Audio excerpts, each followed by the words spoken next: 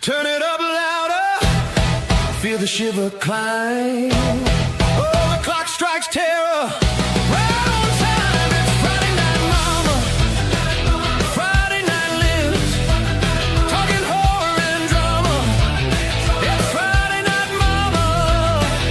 Oh yeah, Friday night lives. Friday night lives.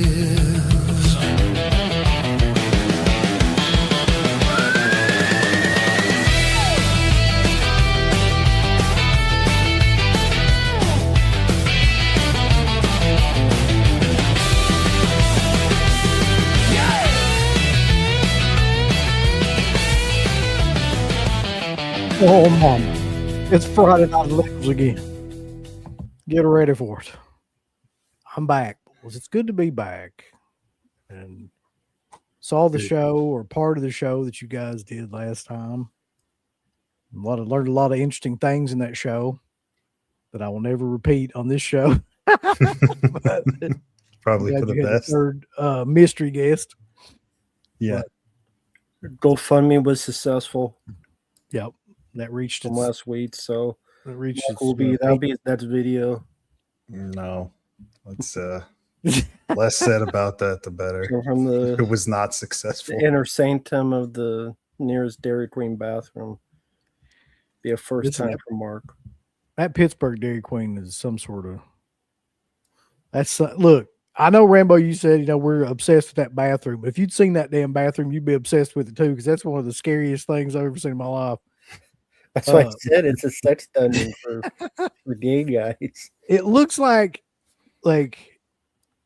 something where somebody would be taken to be interrogated by the CIA. Like that's what it looked like. So, Or a setting for an Eli Roth movie. yeah, shitty Eli Roth hostile movies. But we're here again, and this time I there's a lot of stuff to talk about. Like I'm back from Monroeville Mall, of course, and there's tons of news. You got Jesus, I got all kinds of stuff over here. But the theme of this show is everybody's excited to the Gatorbait release party. It's not been released, but there's news on its release that will inevitably turn out to be false. So we got to talk about that. There's actually a date set that happened earlier. So yeah. Interesting. Did you know about that, Mark? No, I had no idea. First I'm hearing about it. Yeah. No, I'm not even joking. Like we did this as a joke to kind of make fun of Severin, and I guess maybe they saw it and they were like, listen, we need to do something. We put out some sort of announcement about Gatorbait. These guys ain't never gonna quit. And so they actually did they did their podcast and they released like a date. You mean TerraVision, right? I was gonna say that TerraVision. Who'd I say? Severin. Yeah, TerraVision. Sorry. Yeah, I don't know why I was saying Severin. So August. Yeah. Supposedly. Yeah. Now they didn't say the year, but it's going to be in August. So I think that's the trick. That's reassuring. Yeah. But talk about a little bit about the mall trip and everything. We talked about it in another video that you guys can see that we put up. But that was an amazing experience, man, because it's the last time that I'm going to go up there, regardless of what happens. Unless like they get Argento, that would be the only thing that would cause me to go up there. But other than that, that'll be the last time that I go to the mall. It's supposed to, all the shops are supposed to close after this year, and eventually it's supposed to be demolished in the next year. So went there. There was a ton of people there that, we know that watch the show, that watch our shows. I had a lot of great interactions with people. Too many people to name, and I wouldn't want to try to name them all individually anyway, but I thank everybody that came up to us too. And then, Slippy was there, and Tom Sweeney told me to get the hell out of the way, and that was great because that's exactly what I expected. So I mean, I couldn't had a more pitch perfect interaction with Tom Savini. Just him like an angry old man, like telling everybody to get out of his way. Was he That holding act- the machete when he said it? He should have been. Yeah. Ken Foray was there. Yep. So that was a fun trip, man. It's a sad trip though. Bittersweet, yeah. Yeah. Was there a moment, this may sound strange, during that weekend, was there a moment that it hit you? That this is the last time, this is the Not last thing? really. Like, No. here's the weird part about it. Like I was saying, so much shit was happening so fast. Like there wasn't a time to like just take a moment and be like, you know, this is real or whatever. Like it just seemed like everything was. So, I mean, a lot of stuff happened on that last day, like right in a row. And most of it I can't even talk about yet, but we'll talk about a lot of it soon. But cool stuff that kind of like, because I was telling you guys I was going to leave on Sunday because we were wore out and the kids were there and everything. I'm like, Jesus Christ, we got like a 5.5 hour drive back. We probably should like go ahead and start. And plus it was raining, which I fucking hate. It just rained the entire trip back, which slowed everything down. And it did that last time we went to, so it made me even madder. But on that last day, we did go back, and while we were there, like a bunch of cool stuff happened, like one thing after another. So hopefully soon we'll get a chance to talk about that. Couple of questions here, real quick. Matt says, "When did Tom say that?" When we first met up with Garrett, and we were standing on top of the where the escalator is, and people were coming up, and we were signing posters and things like that. I guess where we were all like gathered together there in that spot. I started thinking about it. I was like, that dude could totally like walked around us the other way, but he took like the shortest route. He could have just went around us, but he just went like straight through the big crowd of people that were there. And he was just like, he just was like, I out the way or something like that. Like, yeah, Tom. Yeah, that sounds right. No, I did not. No, I didn't meet him. I didn't have any like, not one part of my being had any interest in trying to meet Tom Savini again.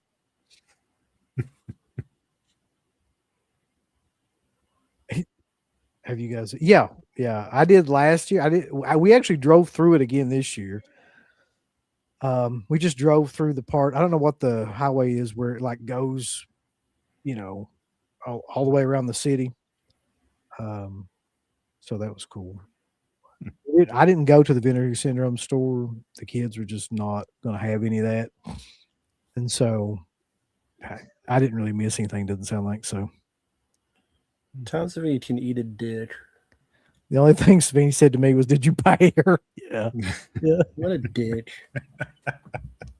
Fuck Tom Savini. I mean, people are like, a couple people walked up to me like, I had a good experience with him. I'm like, dude, I don't give a shit how many people tell me they've had a good experience with him. I'll never do that again. Yeah, I saw Crater's post on his Instagram. The picture looked cool. Yeah. That's the sidecar picture. Yeah. Yeah. And somebody had one with Ken holding like the stack of money, like imitating the shot. That photo op was probably one of the best ones that I've seen. Yeah, it looks great. They had one too that I thought was killer with God, why is his name like not coming to my mind right now? The guy with the eye patch in the studio, Richard France. They recreated the studio, that he was at, and had like a photo op where you could like sit beside him in that, which I thought was cool. That sounds cool.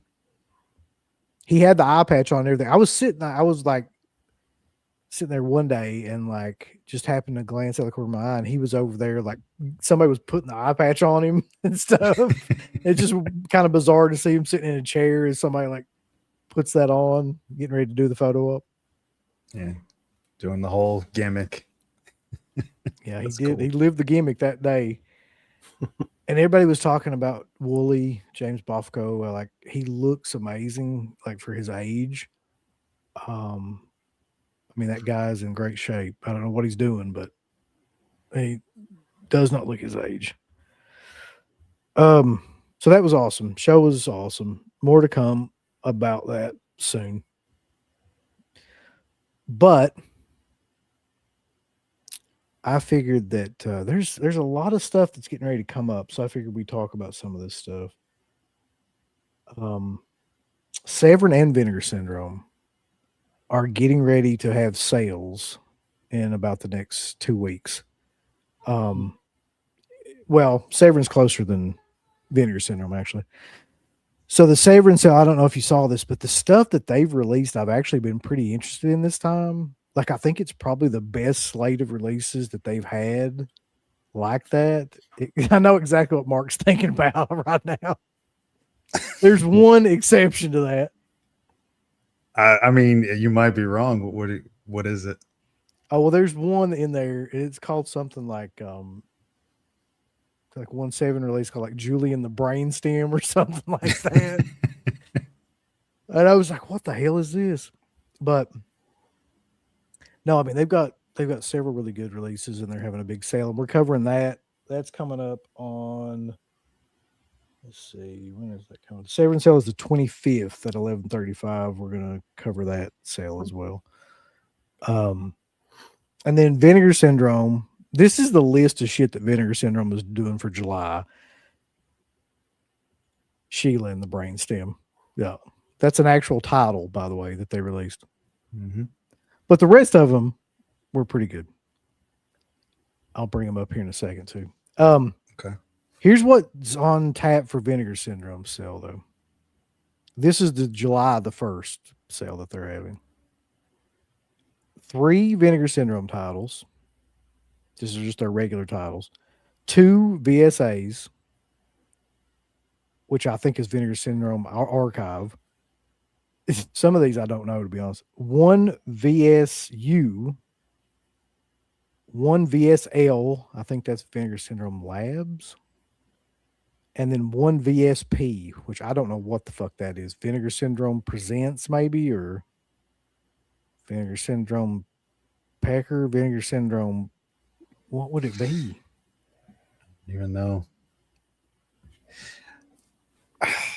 I mean, Rambo was going to look it up and then didn't give a shit. nah, He gave just up quit. before he even started. Yeah, he typing. gave up before he even did it. Vinegar Syndrome Pictures. So that's their, Okay. that's their fucking own releases, which that first one they did, Lord God. Like Oh yeah, AIs. toy robot stuff. Yeah. That's in, I think, September. All in September. Toy First Robot week. 2. Yeah, some of them September, yeah. Sounds about right. Toy Robot is just basically, from what I understand, Cliff McMillan's releasing branch of Arrow. Yeah, with for his Arrow. shit. Yeah. Mhm. Yeah, I'm especially looking forward to that Guyver 2 Blu-ray. I'm a huge fan of that film. I still have my old VHS from when I was a kid. And I think they said something about doing a new cut or something, or an enhanced cut, I think it's called, where they're going to touch up some of the effects and stuff, which I wonder how that is going to work, because that's a film that uses mostly practical effects. There's very few like visual effect shots. So it'll be interesting to see what they touch up. I know the director is going to be doing most of that. And I don't think that that's a film where they have the original camera negative. I think they said it's lost. So it's kind of like a Maniac Cop situation. I think they have the inner positive only, but it'll be a 2K scan. Don't touch it up. Just leave it alone. Well, here's the thing that's really cool is that it's a 2-disc set. So you're going to have the new enhanced version and then the older version just cleaned up. So Here, check it out. It should be cool all the way. Yeah, can't wait. Looks cool. Yeah. Fun film, better than the first. way better than the first. I agree. Yeah. New So commentaries, new interviews. Cool. 3 new audio commentaries, including one with the director Stevie Wang Yang. New interviews with the producer, director Steve Wang, actors, screenwriter, composer, and all kinds of people. Behind the scenes footage. Yeah. Yeah, that 2K master will look pretty good. I think it wouldn't make sense for them to do a 4K master of that since they only have the inner positive. It says, the original 1994 version and an enhanced version with new special effects. Okay. So you can choose, I guess. That's good. Yeah. As long as there's a They choice. probably, yeah, they probably knew people. There are some people that would not want the new version. Yeah. What's Also, the interesting one- about Steve Wayne, for those who don't know, he's an effects guy who worked with Stan Winston, who did the Gilman in the Monster Squad. And The one that blew my skirt up, though, and Mhm. immediately when I saw it, I was thinking about Rambo. Like, that's the very first thing that came to my mind, and I tried to like tag it in something and then fucked it up somehow. But anyway, was Arrow releasing this Yeah. can't because wait. we've been talking about that movie forever, like on here, and that is huge actually for me, as well as I'm sure you guys, because that Yeah. movie is one of the Yeah. best movies that doesn't have like an ultimate release. It's my favorite Tony Scott movie, so I that's a day one pre-order purchase for me. Yeah, that thing the is only badass. release I had, it was on a Blu-ray disc with another film. I think of the Bruce Willis film. Was it Last Man Standing? Last Man Standing, yeah. So to have it released by itself, Arrow Video, I don't think they're going to be able to talk to anybody because everybody hates the film who worked on it. Tony Scott passed away. David Wayans hated working with everybody. Like, just to have the film out there is good, though. But I don't think there's going to be anything for features. But It's an amazing movie, though, man. It's weird how many movies got made that were great where people hated doing them.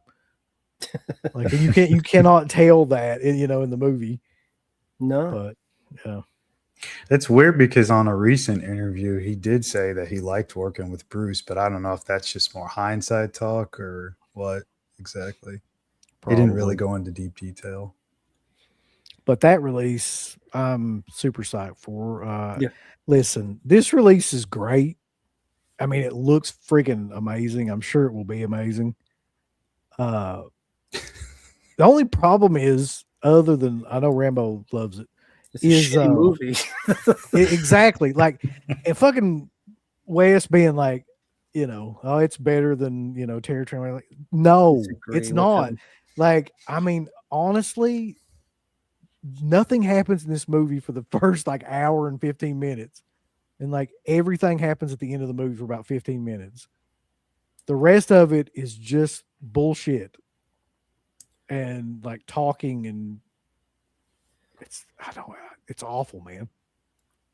Well, But also it's one of those films, without giving it away, your main character is never in danger for reasons that the plot says that I can't give away. If you see it, you know what I mean. But your main character can never be in danger because of it. So it's just like, what kind of a slasher film is it where your main character is always safe no matter what? yeah, That's kind of weird, Mhm. But maybe that's just me. Thank you, Brandon.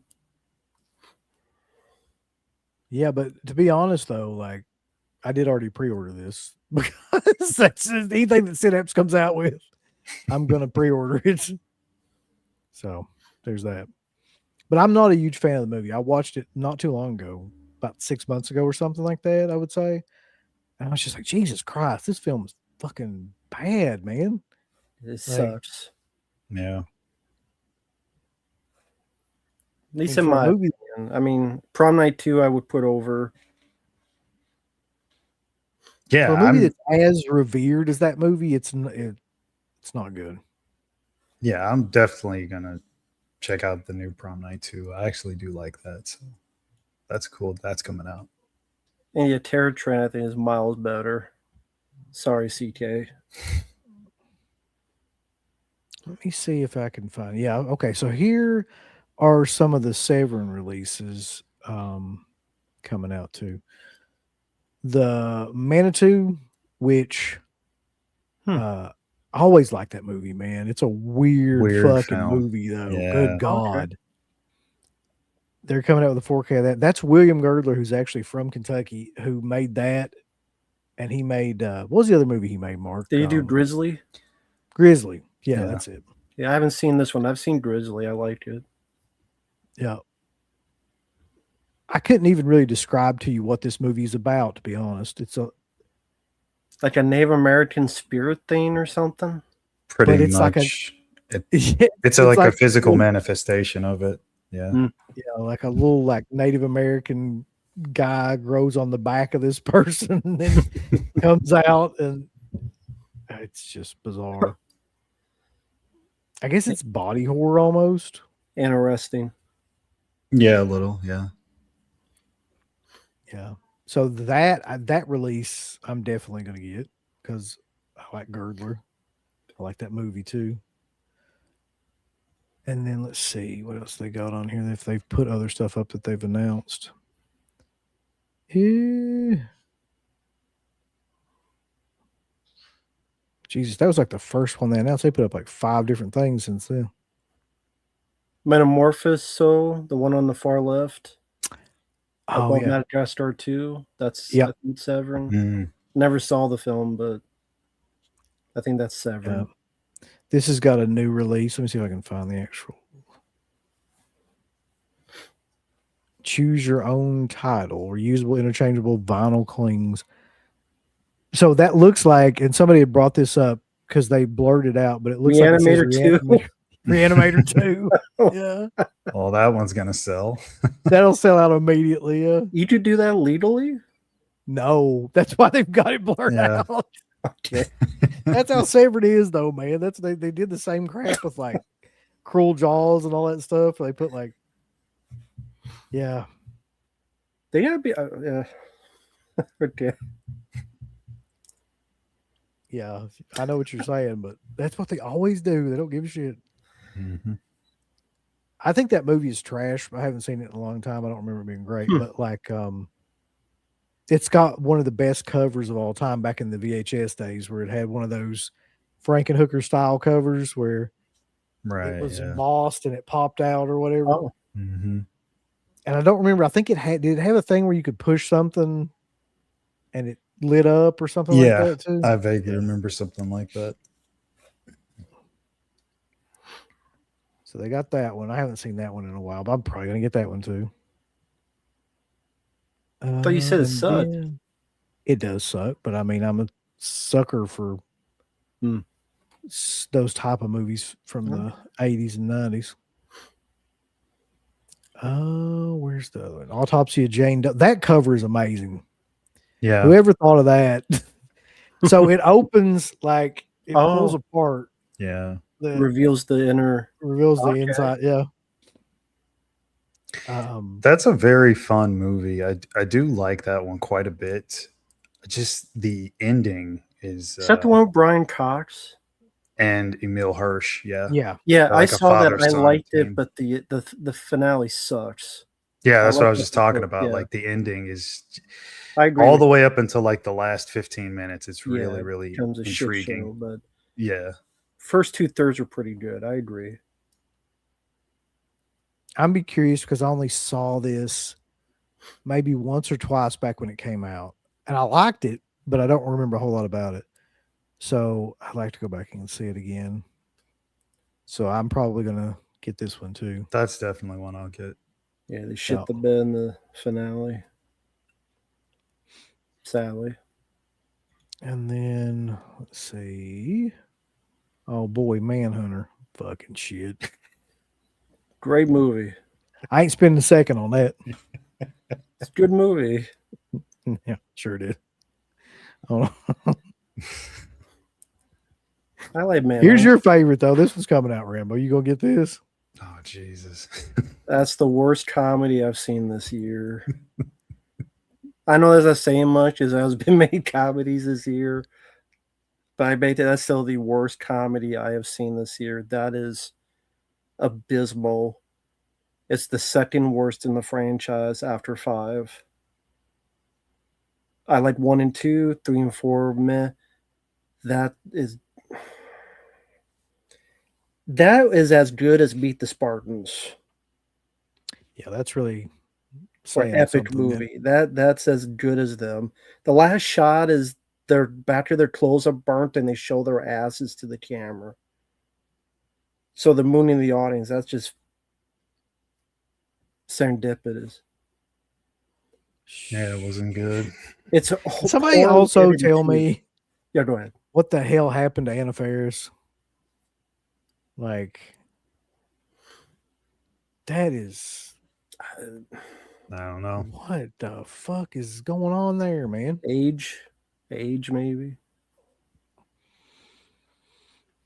She's like, I don't know, Ozempic or something. It could be. A lot of people doing that. Terrifying. Okay. But yeah, Mark, you're right. That film sucks. Yeah. It was worse than I thought it would be.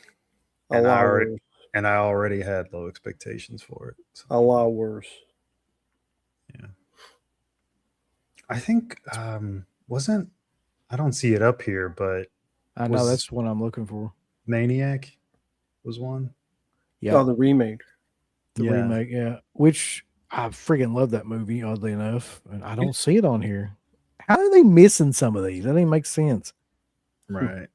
Unless I'm just missing it. I don't know. No, I didn't see it up here.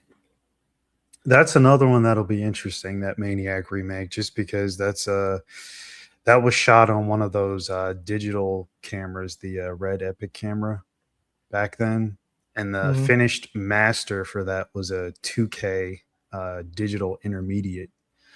So them trying to upscale that to 4K, I don't know how that's going to look. I mean, keep in mind, like those Red Epic cameras, they shoot at a resolution of 5K.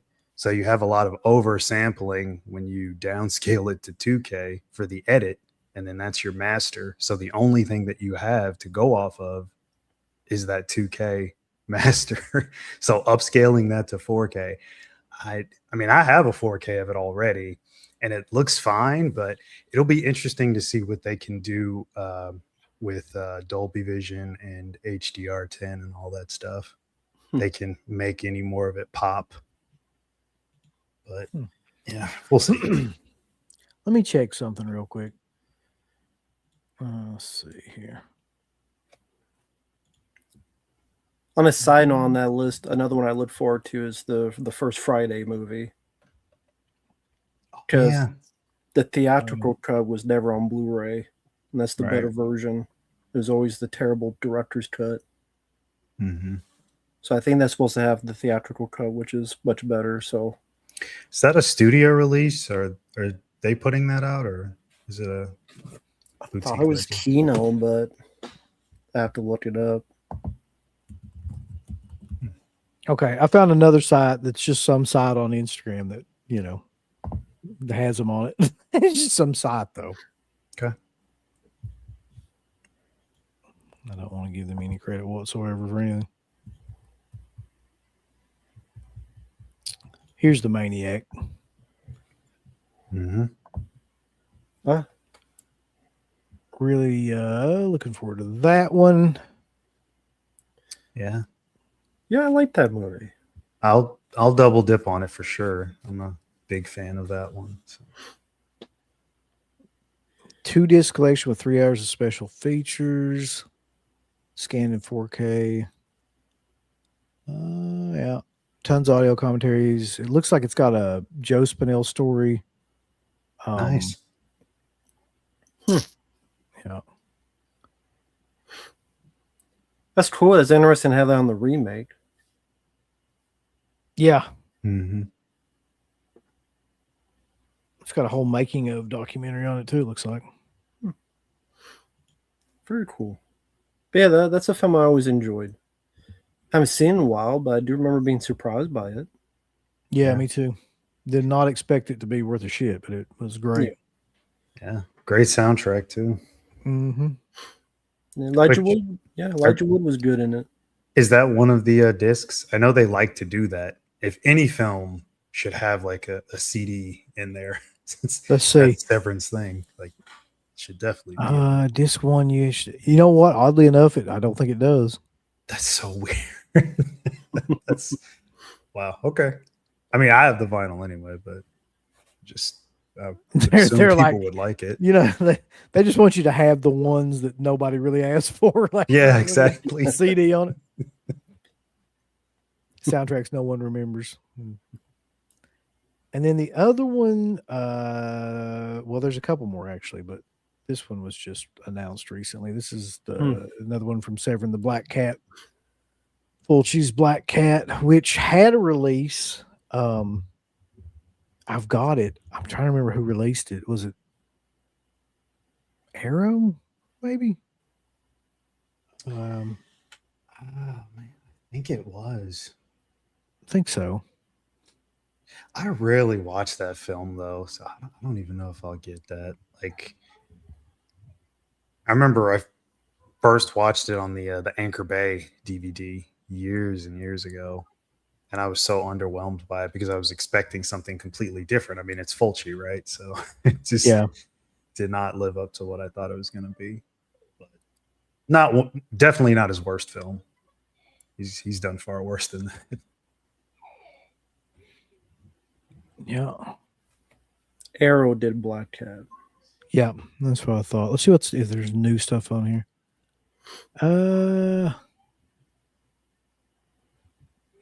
This is the worldwide UHD premiere. 3 hours of special features. There's a bunch of interviews on there. I don't know if those interviews are just ported over though.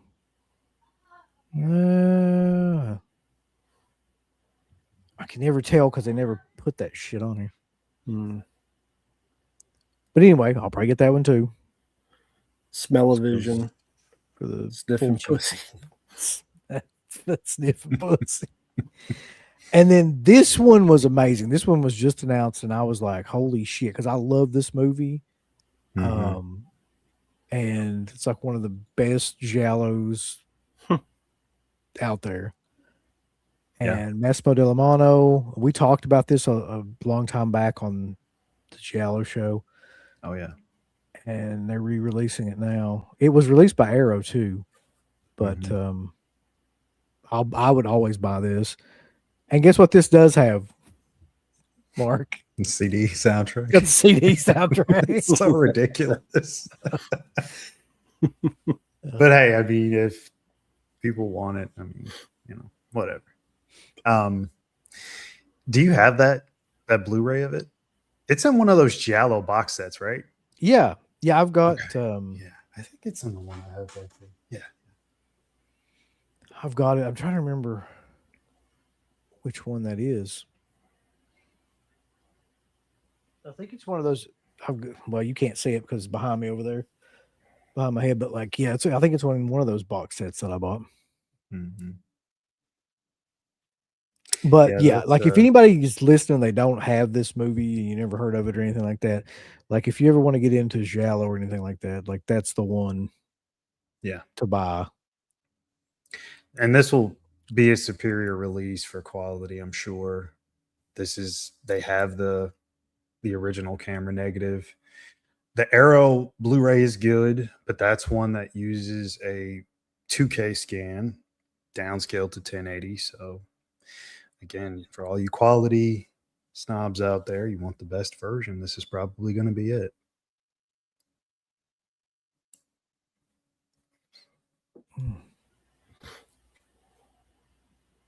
Wonder what's. I guess the.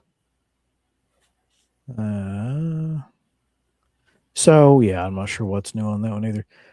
So that I think is all their releases, except for like. Hold on, let me see if I can find Sheila and the Brainstem real quick. I can't believe that. No way. Oh, here it is. Yeah. That really exists. I just want you to know that. The hell is it? I'm not really sure. I dare anybody to say that they'd ever fucking heard about this movie before this release because they'd be lying. What the hell's he standing on? It's like a box of big cocaine old- or some shit. Like, what is Big that? old pot of soup. It's who the hell knows?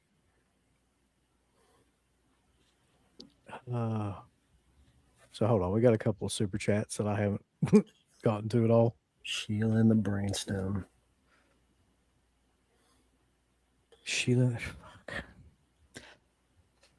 should I watch Day of the Dead 4K with the Spanish dub? Yeah, I mean, I probably would. So here's the deal with that, real quick. So the new Day of the Dead release from Severin. Yeah. I'm really obsessed with Severin today. Dream Factory. Scream Factory. If you haven't watched the video on that, we did a whole video about like everything that they fucked up on that disc, and it's pretty extensive because there's a lot. But to break it down pretty, basically they use an old audio track for the new release of Day of the Dead, and on that audio track, it's chopped up and overdubbed and censored in a lot of different places. And it was an old track that they used at Anchor Bay for like the first DVD release, and it's awful for that reason alone. Like the fact that like a lot of the lines are overdubbed, and you can clearly tell that it's not any of the actors that are doing it or anything like that. But also, the sound is fucked up just in general. Like the mix on the Sometimes the audio is more than the dialogue, and the audio is like the dialogue's really low, and then the music and shit's really high, and you can barely hear anything going on, like on the Atmos mix and everything on there too. But there's one, I think, track that's like a Japanese laser disc where you can actually, like, it's a 2.0 mix where you can have the regular audio. But the funny thing about it is like on all of them, they're all out of sync. Like with the so it doesn't matter which audio you pick, it's going to be out of sync with the picture too. actually, I watched that video. It was a good video. It's yeah, you guys mentioned, and I get your confusion. They released a Blu-ray that it was fixed. The audio was fixed in the Blu-ray Stream Factory released. So they do a 4K, but they don't even use their own audio. They just used an older. I don't know how you could even. Correct. Like, you have the Blu-ray, which has the better audio. You don't use that. How would you even get a more primitive audio? I don't know how you do that. Like I was trying to figure that out too. So like they had to go back to the DVD audio prior to the last release of the Blu-ray to get that audio. I don't know how that happened. Nobody's really explained that, or I'm sure they're not going to explain it, but you know what I mean? Like, I don't know. I just don't understand that. Well, Goblins, you're right. They don't care. You guys had talked about how the features are lame. It's just Zoom callings. It's lit. Like, dude, I was so like, I was just like, what the fuck is this? When I found the version to watch, and then like found like the interviews, it's like got an interview with Amplis and an interview with somebody else. I can't remember who it was. It's just Zoom calls. Like, it's just like this, except worse, like much worse quality than this. And then they're just talking, into it. And I was like, there was no effort put forth in this whatsoever. Oh, Tina Romero was the other one. So it's like, well, this is a different release, but I remember a friend of mine told me that this is a while ago, they talked to someone, and Mark, maybe I told you this about it. Remember the release of Time Cop? That's nothing on it. Mm-hmm. Someone was working on the features for that for a while, and then Stream Factory said, "No, we don't want features on this." And the guy's like, "But I got all these people together, and we're getting ready to do interviews." And they're like, "Yeah, but no, we don't want features on this." Like, Yeah, I mean, I feel like that's kind of their thing now, honestly, is like they just don't give a shit about these releases. They just want to do the minimal amount necessary and then collect money. I mean, well, speaking of fuck ups on releases lately, I'm sure you guys have heard about the fiasco with this release, right? what's that? No, The no. Scream 4 4K. No. So the Dolby Vision on here is pretty bad in terms of so it flickers on and off. It lightens the film in certain spots and it dims in certain spots. And I was just thinking, like, people that are big fans of this movie, and there seems to be quite a few of them out there that love Scream 4. It, this was a big release for Lionsgate Limited. How did they fuck this up? Like, how could you not get that right? I mean, the upside to it is the fact that all 4K discs have that have Dolby Vision. The fallback for it is going to be HDR. So if you just turn off the Dolby Vision, you could at least watch the film without all the crap going on in HDR. But it's just like, this is not a cheap release. It's like $40 or so, and then plus shipping. You got to add that in too.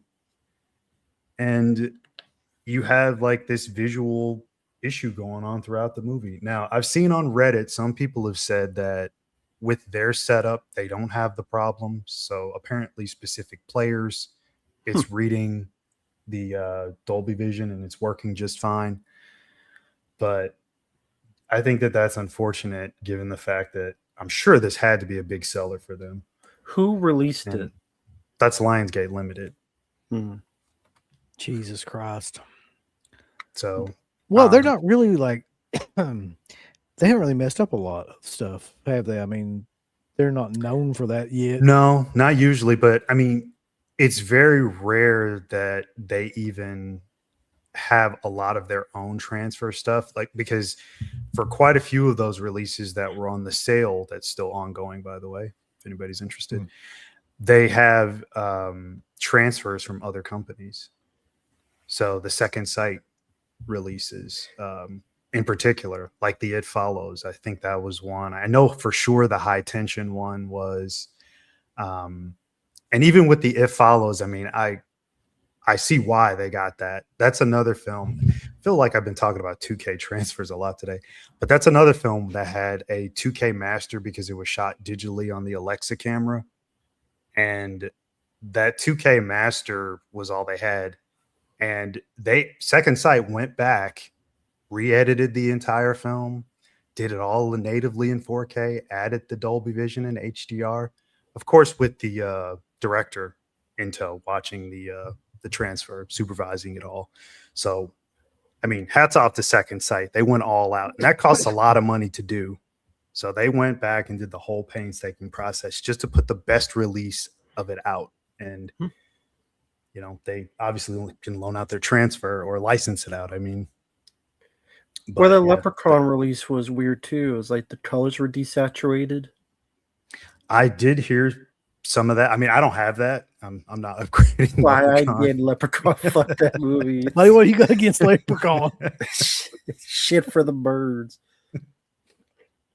But I saw the images. It did look like the color was zapped out of it. For those who are fans of the film, it looked like the color was not there based on what people showed. It's unfortunate. I didn't even know about this one. Terry Express. Never seen it. Yeah, I'm not sure I've ever seen this movie. Unless this is there's Horror Express. If you're there's Horror Express, which is also on a train. Is this Night Train Murders? No. Okay. They've already. I have the 4K of that already. So then I have no idea what this is. Yeah, Night Train Murders is a Aldo Lato film. This is what's the name on there? Ferdinando Oh, Baldi. Yeah, Fernando Baldi. Let's see. This has got Silvia Dionisa and Fausti Lombardi. Fausto Lombardi. Buddy, look, you ain't lived till you seen a Fausto Lombardi joint. So that's coming out too. I don't know what the hell it is, but it's coming out. Let's see. This is fucking ridiculous. I don't know what this is, but it's called Whistle, and the fucking tagline is "Don't blow it." Don't you blow on that thing. Something bad will happen. I ain't blowing anything. No. Don't blow on it. You can blow me. Heard about Criterion hinting at a Kubrick box set. I saw that. I didn't know if it was confirmed or not. They did There was the like Wes Anderson box set, right? That was Yeah. Criterion. Yes, I could see a Kubrick one. That'd be cool. God, no. You don't want a Wes Kubrick Anderson. box set? Oh, you want to talk about Wes Anderson? Wes Anderson sucks. Oh, Kubrick idea. Wes Anderson's shit. I pissed Talking people about- off with that. Overrated fucking hack. Weird ass movies. A hack. Yeah. Fuck yeah. These movies suck.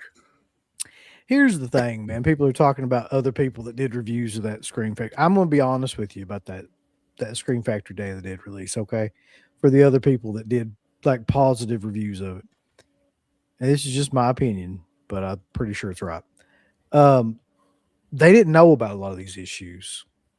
Yeah. They just didn't know. They didn't know the issues with the picture. They didn't know the issues with the audio. They probably didn't know. They probably didn't watch the special features to know the issues about the Zoom.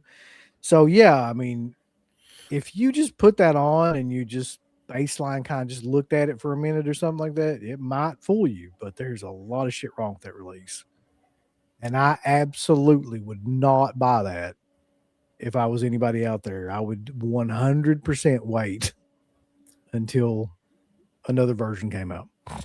That's what I'm doing. Yeah. Makes sense. And another version will be coming out. And I'll be getting that one. Yeah, I'm sure there will be. Yeah. Usually always is. Let's see. No, I think it's Kubrick's not a mostly- hack. Wes Anderson's the hack. Kubrick rocks. Wes Anderson sucks. I'm waiting on this motherfucker to get in here. I see him lurking in the background. Look, Oh, wait. buddy, you're supposed to let me pick the proper time to come in here. He didn't get his theme music on yet. No. How's it going tonight, boss? Good. How about you? So, I figured I'd test this out and see how it's. This computer I'm using's on its last legs, so what are you testing out? Oh, just to see if it'll. see how it's doing, because we got a show coming up on Sunday. You know. That's right, bulls. That's the Cruel Summer Slashback show for those people that don't know. Yeah. All summer long, all slasher movies. So what are y'all talking about? Y'all excited about the long-awaited release of Gator Bait? It's the Gator Bait release No. party tonight. No. Yeah. You know what's weird is, like I was telling, we just kind of put that up there to fuck with them, and then they did a release date. Like they probably were. I was saying they probably watched that or saw it and was like, God damn it! You know They it. need to quit fucking with us. They watch our shit. I don't give a fuck what Oh, I anybody know they says. do. Well, that's another thing. We haven't even talked about this shit. Their But fans apparently, love I it. didn't. I swear to God, I didn't know this till today. That they have a Discord. TerraVision has a Discord, I saw that. and their fans or whoever's on that Discord are not like huge fans of ours. I don't know. Well, good. I mean, I don't know how you could be motivated as a fan of fucking Terror Vision at this point. Anyway, like God, all these releases are gonna be great when we get them here in about 2 years. It's gonna be awesome.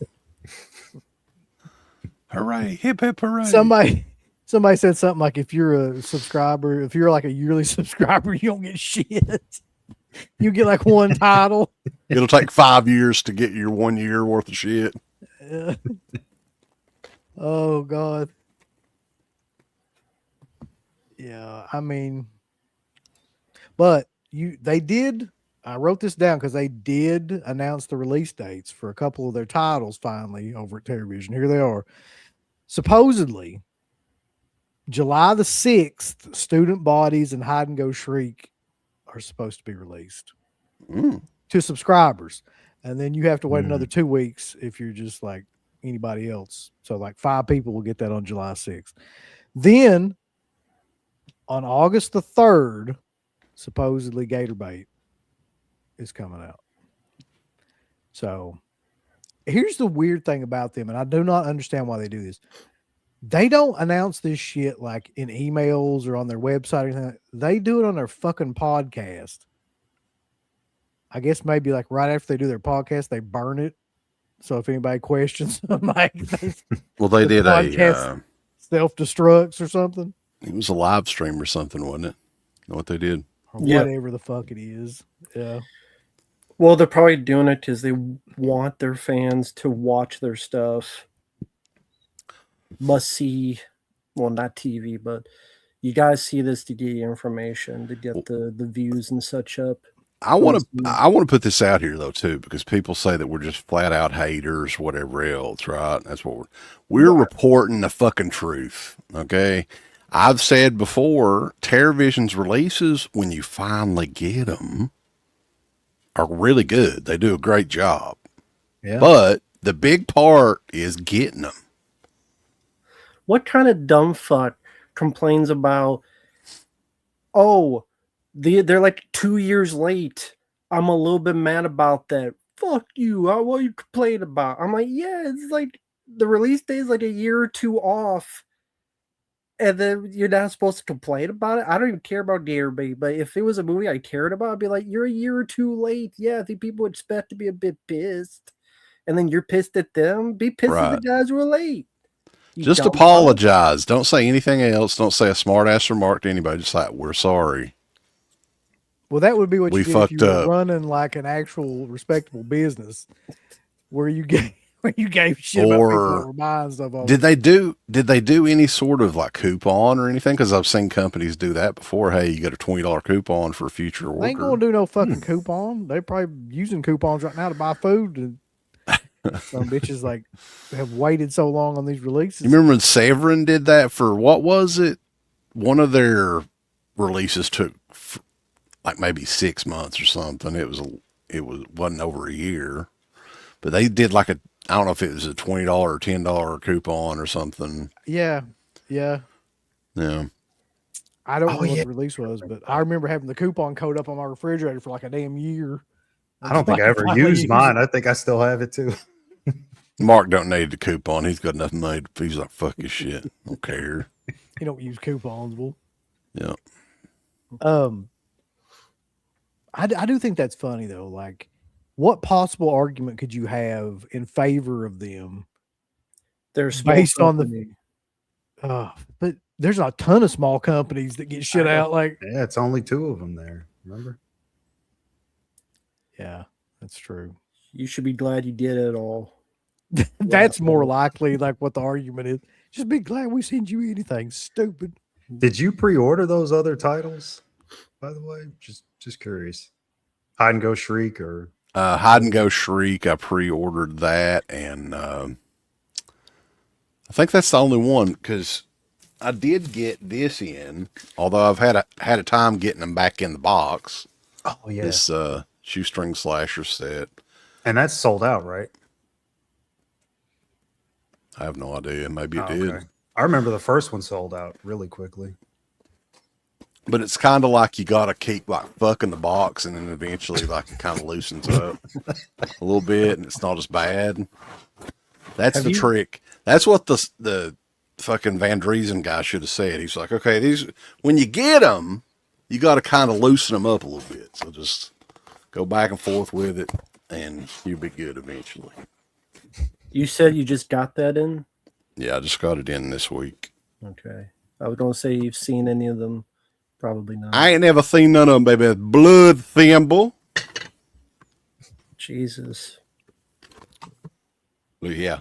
Blood spell. Oh, shiny it is. And the last one's bloody blood. And the last one, baby, is going to make you dribble all over the place. It's Night of the Dribbler. Cover. Yeah. Yeah, that cover looks like something a 5-year-old did. Yeah. Uh, It's like Benny's bathtub. It really is. How about that box So- art, though? It's hard. it's rigid. I don't Yeah, know, man. gotta I fuck. don't understand how you could be a mark for that company. Of all the companies, to be a mark for them is like one of the most ridiculous ideas ever. Like, they don't release anything. Everything they've had has been delayed for fucking hell and ever. I think that they should have stayed Vinegar Syndrome's like best partner label, right? That's where they should have been. They shouldn't have went off on their own and done. But I mean, they look, like I said, when you finally get the stuff, like it's of quality. This is pretty much exactly like the Vinegar Syndrome box sets and stuff. So, but yeah, there's still small issues. Like they attached the poster on the outside. You can't.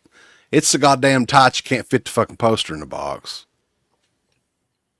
Well, they want you I to think hang they it did up. that with something else too. I can't remember what release it was, but they had like a poster that just came with it. I tell you another company that did that. Do you remember think the that was- Phantasm? That was the Well Ruffles go. skin, I think. Oh yeah, yeah, you're right. Yeah, well go. Wellgo did that with the Phantasm release where the poster was like with it because he couldn't fit it in the fucking thing. Uh-oh. Mhm. The toe creepy duck insect. Yo, me brethren, why you hate upon Brad Anderson and Terrorvision so? Relax now. Be peaceful and patient. One love. Brad Anderson, that's the guy that did Brad Henderson, I think is what oh. I'm talking about. Brad Anderson, yeah, Session 9, right? Yeah. Henderson is what you meant. That picture's killing me. Look at There it. was another super chat a little bit earlier too. Yeah. Oh, I think, let's see. We don't want to miss those because we appreciate the super chats. Give us some money. Does anyone say you look like Will Sasso? No. Never. Curly in that new Three Stooges movie. I never did see that. There's another new one, or are you talking about the one from like 15 years ago or whatever 15, the one the Farrelly brothers did. that nobody watched? Remember when they did that WWE thing with them? Yeah, I was embarrassed. Mhm. Jesus Christ.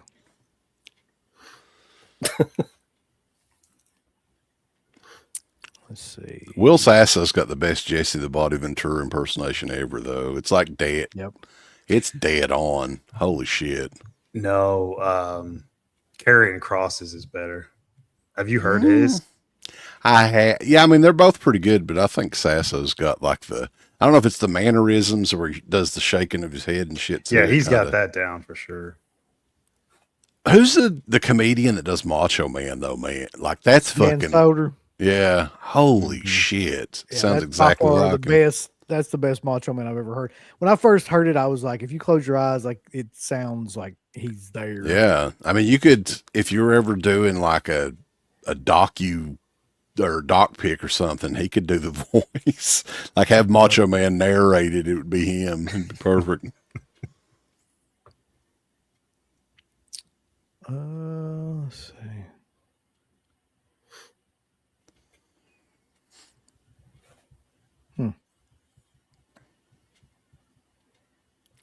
What? Any hints on the 80s and 90s 4Ks coming from Vinegar? Vinegar Syndrome's releasing like 8 fucking titles apparently next month. Any of them we heard of? They have none of them are going to be worth their shit, but they're going to release 8 of them anyway. We can get the long-awaited 4K of Blood Anal. Yeah, be something like that. Some Spanish slasher film you never heard of. That were like the stupids.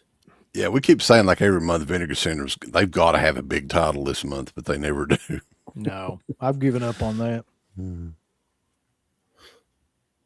Well, I mean, that, by design, they kind of fucked herself. Like with that style, every month they got to have 7 or 8 movies or whatever. I mean, hell, we'll run out of shit. If they want to make that money, they've got all them marks and like, oh shit, what can we get, boys? Yeah, they got to put something out. Yeah, if you're paying that much per year, you better have subtitles. Otherwise, what are you paying for? Well, what the fuck are they paying for with that television subscription? What was You the know- television subscription? I think it's like a yearly subscription, isn't it? They've got different ones too, man. Like they've got the music, the vinyl one, I think. That'd be the only one I'd get because that's the only shit they release. I don't say with movies, did they release anything this year? Like 2 things. You get 2 fucking. They released Oh, this weird. this set here, and then what was the one before this? There was one before the 90s set or whatever. Yeah. Oh, yeah.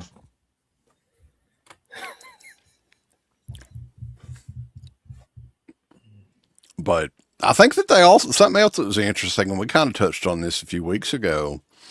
They basically said that they're not doing pre-orders anymore. If they do pre-orders, it'll be for like a couple of weeks before they deliver it. They're going to have it in hand. I'd say it's a good idea. Yeah. Well, gee, I wonder why. Can't imagine. Well, they had to. I couldn't see anybody else just, let's throw down $60 for another year and a half or whatever. Well, the people that hate you just to spite you. I hate those dead pit guys. You're my money. Take it. Take all of it. Yeah. That's the funny shit too. Is like that's their revenge or something. Is just to keep supporting a horrible company. It's like, yeah, I hate them dead pit guys. Keep taking this money from me for shit I'll never get. Thanks for 2 years. The Terrorism Video Club, next 50 titles for $1,040. What? Well, fuck, you'll be 84 years old by the time you cash that in. You ain't getting 50 Can you titles. imagine 50? How long it would take them to release 50 titles, man? I've got enough I'll be shit dead. to where like I don't want all that shit. Anyway, that's the Vinegar Syndrome stuff too. Like, god damn, how much fucking room do you have for all this stuff? Listen, I just want to say that they need to put a disclosure thing on that subscription where it says you need to be under 20 years old because if not, you'll be dead by the time you get all them titles. So if you do that, you can't start at our age or you'll never make it. This might be a dumb question, but of all the companies you see, what's the first you could guess by fold for whatever reason?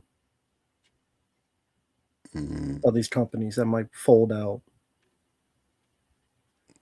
That's a tough that's one, a man. question. I mean, it kind of seems like Scream Factory may be one. Yeah. Yeah, I saw you guys' video. I mentioned UB before. Great video on Day of the Dead. And you mentioned it's like their bid title. All they've done is re-releases. Technically, this was a re-release because they put it on Blu-ray, but they screwed it up.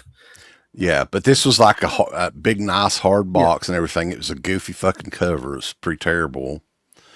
Which somebody sent a message to me and said that they had heard that Devin Whitehead was the artist. I refuse to believe that, by the way. I don't think he is either, simply because, like, if you look at his other pieces, like, they don't look a damn thing like that. And I think whoever the artist, if it if it wasn't 100% AI, which is possible, I mean, they could have just doctored it in AI or whatever. They wanted their name taken off of it because they have not advertised whoever the artist is. So I'm curious if at one point in time, Devin Whitehead did do that and they fucked with it and made it look like the goofy zombie shit that it is. Not for this, but I've heard from other things where they take their artwork and then they put AI over it and then they want nothing to do with it because that's not my drawing, that's not my representation. And because it looks like AI and a lot of artists are against AI, they don't want to be a part of it. So if you're saying a lot of looks like AI, Stream Factory, I could see them putting an AI wash over it and going, no, I ain't put my name because people don't think I used AI on it. And artists would be mad at me and angry at me about it. So leave me the hell alone. There's no way that cover is not AI.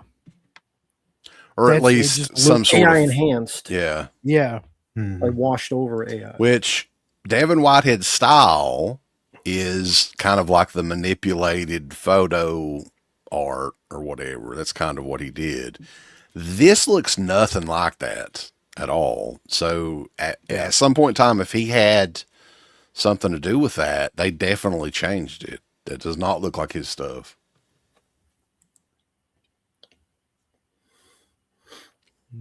Well, I mentioned before you got in your CK, but like other releases, the Time Cop one, I mentioned how people are told me a guy was doing a bunch of features and Scream Factory said, no, we're not doing anything. Just disregard all that. So they said like all these interviews and stuff, and they said, no, like that's Scream Factory's, at UB, you mentioned laziness. Just put it out there, low effort, write on the name. But how much longer can you write on a name that's just in the dirt right now? I don't see people praising Scream Factory. Well, there are, but I don't trust. They did get this release right. This is that new Burbs 4K. This is Shout Select, so it's Shout Factory. Same difference though. The only thing new that they added on this was 2 new audio commentaries by film critics, which I could give a shit about. But they did port over all the previous legacy features. But re-release is something they had on Blu-ray. Yeah, that's what I was going to say. But they did do a original camera negative transfer, which the Blu-ray was not. So I mean, there's that. It looks good. Audio's good. There's no difficulties. I did a review of this. I'll be putting that up this weekend. So you got to wonder what the Arrow one will be though when it comes out. I talk about that a little bit in the video. The older Arrow Blu-ray, which I also have right here, has a really good set of special features. That's what I've got. Yeah. And it's missing a really good special feature that's on this that should have been on their release, but I don't know. Maybe it's an exclusive for Arrow. I don't know. Yeah, not a lot of these companies really think too much of Scream Factory either, from what I've heard. So that could be one of the. But I mean, what other companies for you guys though? Like, it seems like all the other bigger boutique companies are doing really good. I think unfortunately another one that might die. It had a really good start and then it's just kind of like tanked to me. Is that Air 4444? Like the shit they release now is just awful. They blown their load early. Yeah, like they just one like killer release after another when they started, and then like they hit like a wall at some point where you started to notice. What I noticed is a bunch of Thai films, which I hate Thai films, man. They always suck, and like that didn't do anything. It's not as good as Thai food. True, and that didn't do anything. And then they just started releasing more and more like just Korean and like Thai and just junk. Like everybody knew it was trashy. I don't think they'll be around long. Well, that's such a niche thing. Like that's going to be very hard to keep people like excited about those type of releases because how many can they actually even get? All they fucking had to do was just do Cat 3 films. That's all they had to do, and people would have like bought everything. But like maybe that's harder to get than this one right here is what they should have done, man. Yep. I don't think anybody can do that. People would have flipped their shit. This guinea pig box set. evidently, like the story with that is whoever owns the rights to those movies is like some prominent person in Japan now, and they don't want anything to do with it, won't license it or anything. So that's why it's not out and probably never come back out, from what I've heard. Matt, you're the Cisco and Ebert of this generation. I don't know if you know that or not. I wish. Not even close. The But Cisco. Do the Ebert. thong song, boss. Let's go.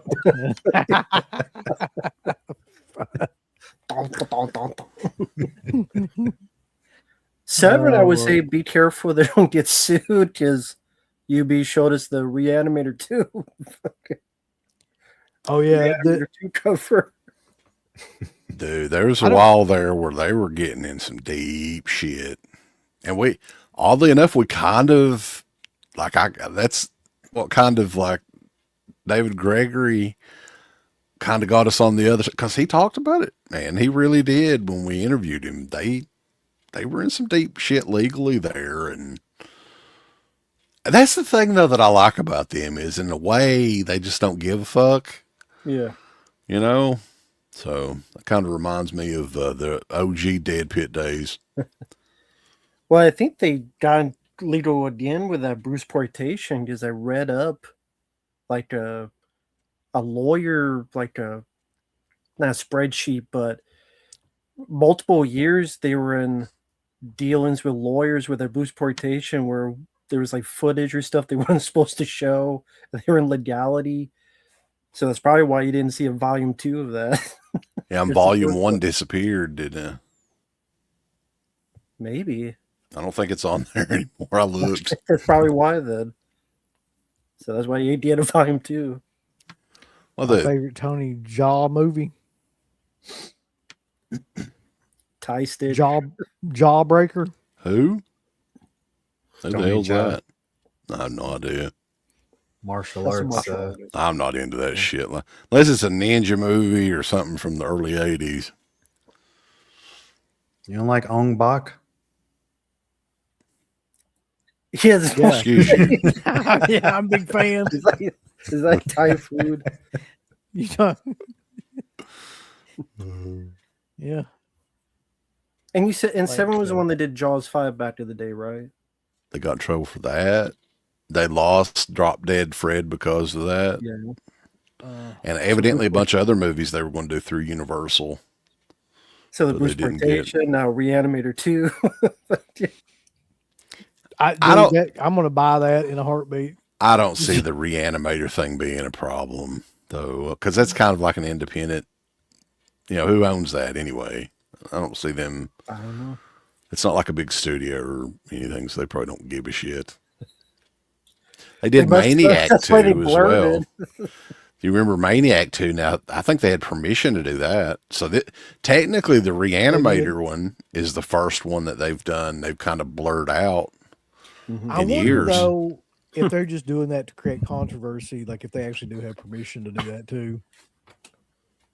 Mhm. People, they know people will buy the shit out of it if they think it's, I think that the lineup that they've got for their summer sale is pretty damn impressive, though. I mean, I know some people are like, who the fuck wants the Black Cat in 4K? And that's not the best movie ever, but man, they sure made it look like that artwork and everything and the packaging and all that. And it's a Fulci movie that a lot of people haven't got or haven't seen. Well, I And went then through all of the Severin movies, man. That's an awesome lineup of movies, except for Sheila and the Brainstem. Right. Yeah, Maniac. The rest of them, Yeah. Maniac. And have you seen Solange's Ass or whatever it's called? It's supposed to be really good. I haven't seen it. what yet, have you but done to Solange's ass? Yeah, I've- that's a good one. Yeah, I've seen. I want to see Solange's Ass. So, Yep. CK, you mentioned that the toy box stuff. Are you getting any of those toy box releases?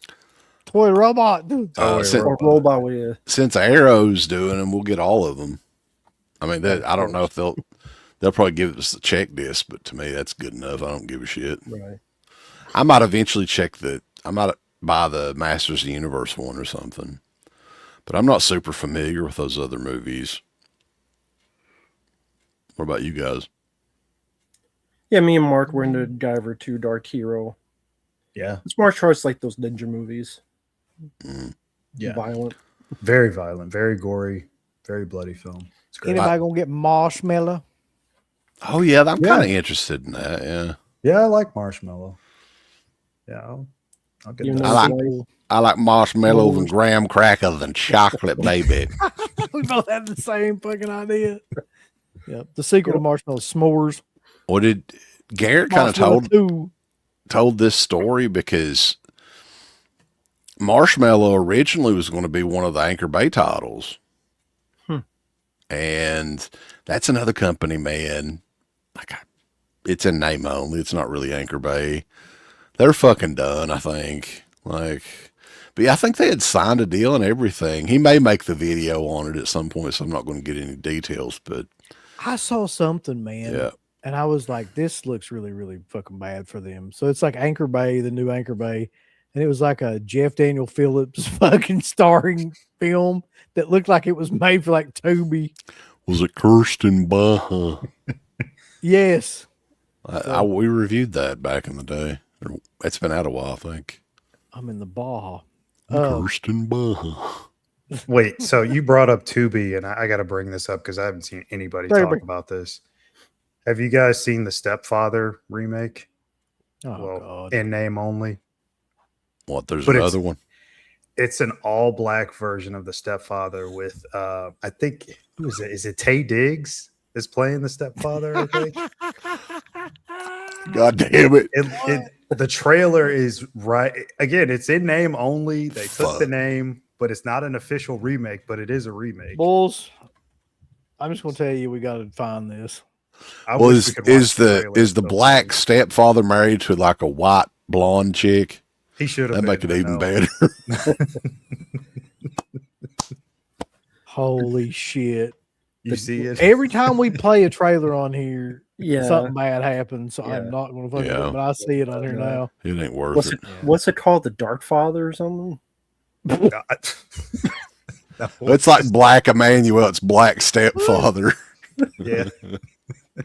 Mark, that's a good title, right? The Dark Father. Oh. Yeah, I don't know how well that go over. What'd be even better is if the stepfather talked like Fat Albert or whatever he's hitting the bitch. Well, it's like Bill Cosby too. Get in your room, children. Get the fuck back in your room, bitch. What's the actual title of the movie? It's called Stepfather. God. They just jacked the title. It's I swear if you watch the trailer, it's the same premise. It's the exact same thing. It's just the black version. There's two I'd love to know like how a Tubi movie, like original movie, how does that work? Because you know they have no money to make these movies. Yeah, I mean, I don't know. I mean, they did the Terror Train remakes a while back. Yeah. Well, they were unofficial remakes, but still, they jacked the name. I don't know how they get away with that. No, they couldn't even afford the fucking Terror Train license. That's pretty damn bad. We're gonna make bootleg Terror Train. I have to ask a friend of mine because a friend of mine actually writes some of those Tubi movies. A subscriber of mine, he's mentioned he's read a couple made for Tubi movies. I've written a couple of them too. I just don't want to admit it. Look here, Mark. This is a super chat, so don't blame me. Okay. What's your favorite Medea movie? Oh, God, I don't watch any of that crap. Fucking shit.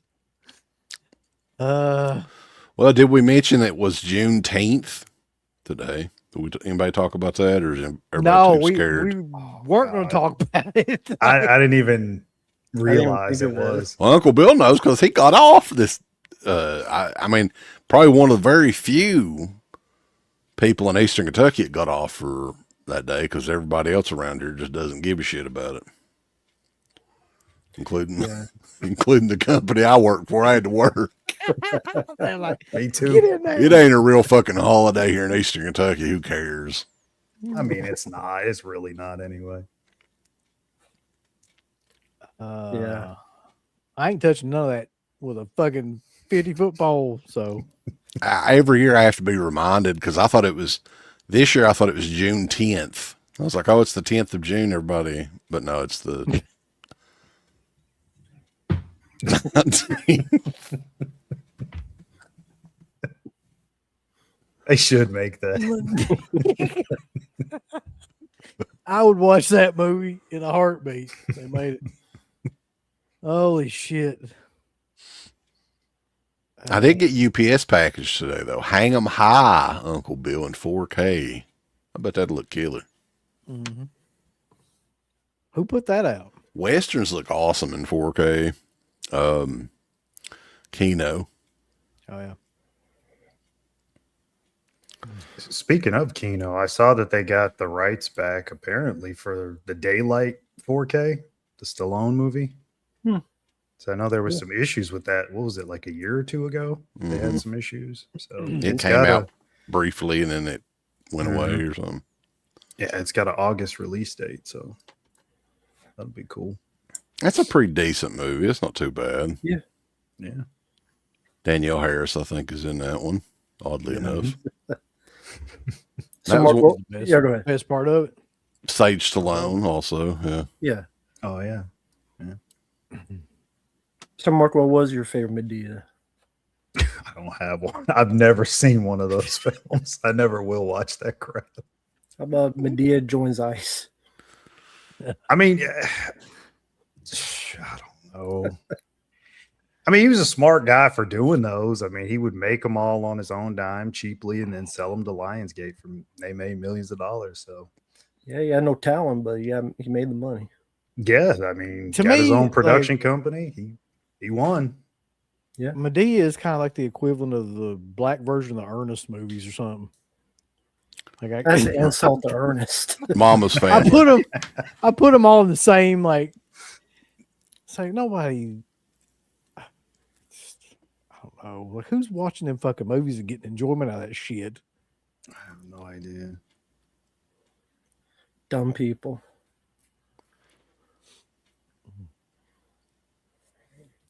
Fuck Tyler Perry.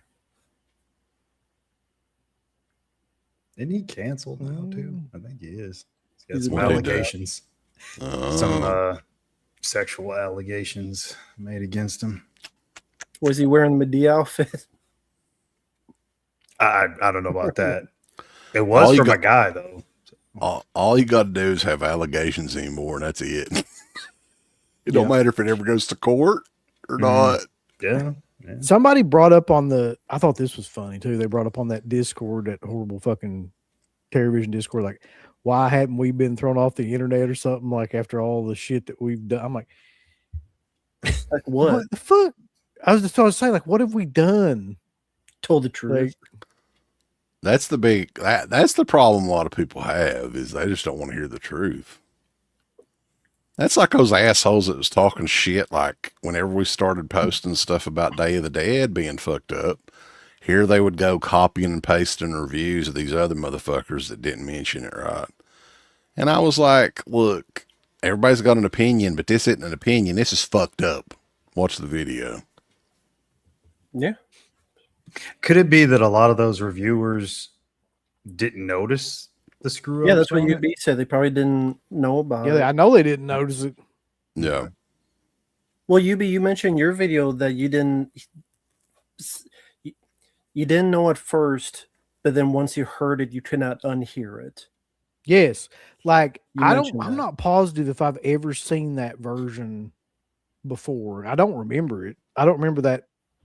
Well, It was originated on that Anchor Bay version, the yellow and red one. That's where it right. first. And I'm sure I've seen it, I guess, then at some point, but like the last version I had was the Blu-ray Scream Factory one, which that's not on.